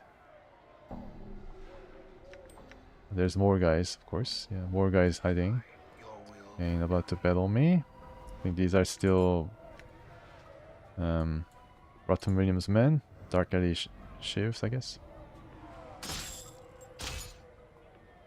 I'm gone. For a mage, I didn't really use a lot of magic. It's pretty fun. I should use it now. Maybe not, but I don't know. I'd like to use more magic. Damage 6? Oh, it does damage the enemy. Wow, didn't know. And alright, I'm getting less and less experience for each of these thugs killed, which makes sense. Not scaled. I can stack the earrings. These earrings probably cost, I mean, could net us maybe 10 copper pieces. And this is locked. So, can you bash this, please? It's gonna destroy the contents within. I think Neverwinter Nights had such a system where it destroyed the content, but not here apparently. It's pretty nice. Okay, so just keep battling and then go to Crystal. Good job! Wow, I guess that guy ran away. Each spell have its casting time? Oh, really? Okay. But then I guess I was using first level spells, so it seemed like it's instant. Oh, okay, I see. Some animations are... Yeah, I think they did pretty cool animations, just like in like JRPGs. They had some elaborate things going there, which is pretty nice. What's up? I don't know what happened, but I guess Crystal's men are also fighting the rivals. I'm kind of a hoarder, so I'm just going to keep hoarding. I'm gone. Yeah, I guess this quest is not meant to be really difficult, and I'm not gonna touch and try to loot any of these guys' properties. Will there be a double cross happening? Who knows? Did you made any gain in seeking to write Rotten William into the dead book? Yes, he's dead. You don't need to worry about him or his gang anymore. It's done, Rotten William is gone. You have my thanks, Traveler, and you never again pay a toll for passage through the alley of dangerous angles. I have but one more request for you. What is it? There is a dangerous killer, a lone wolf who goes by the name of Black Rose. He's preying on my people, and instead you stop him. Okay, I'll do it. Then find the balmy Black Rose in this alley and write him into the dead book. When he's dead, return and I shall reward you. Updated my journal. So there's a guy called Black Rose somewhere. Is he a big guy or something? Or some invisible dude appears out of nowhere? And all these guys though, I mean, Razor Angels, like, you have like 10 of them. I guess he's hiding in one of the tents, I'm pretty sure. So let's see. The tent. Yeah, he's really strong, right? Yes. I think he's in the sub. Let me see though. The worst place we can be and Sigil at the worst. Yeah, it's really the worst place you can be, especially if you're really hurt. Are you Black Rose? Oh, you're Gamlin. Hey, what are you doing in my tent? I was searching for Rock's tent. You know where it is? Plus, you're under friend of Rock's? Yeah, this is one of the tents he calls home. As you can see, this one's full up. Go to one of his other tents. Let me just check here. Bronze ring. Okay, it's just a bronze ring, but let's still take it, right? But let's just save first before I get the other guy hostile. It's not hostile. Okay, that's good. I think I need to sleep somewhere. Can I sleep? I don't think I can sleep here. I don't think I can sleep here. In and I shall serve. Done.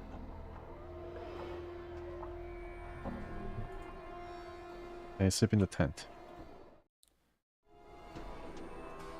There's a rest party. You can rest in this area. Okay. All right. North edge. Okay. I probably have to go there to also check the tent. There's one more tent, but I think I got silver tent.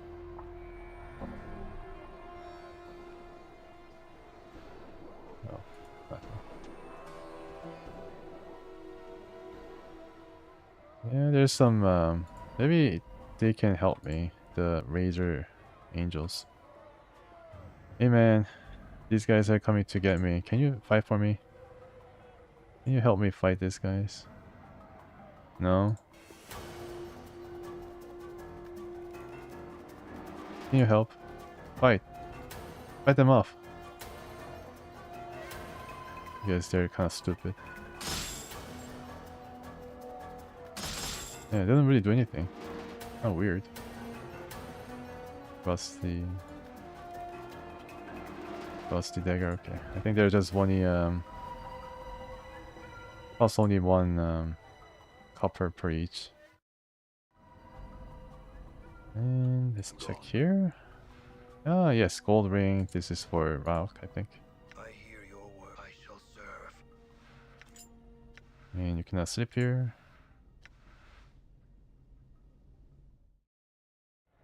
I'm gone. There's one more guy. Yeah, it's kind of funny that the other guy doesn't attack the defeated gang.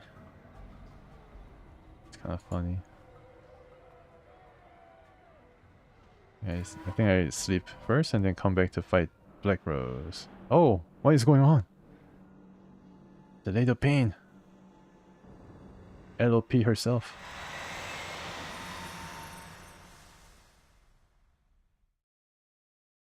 Middle button? Done. I'm in some weird place, guys. Okay. I think this is where we're gonna leave off, which is really interesting. It's some weird dimension that I was transported without my party members. Oh, it's the event that you're talking about. Man, it's unfortunate. I should have gone out of this place and then find Black Rose first. Ever click on middle button on the 3 on the right. Right, okay, this one? Middle button, huh?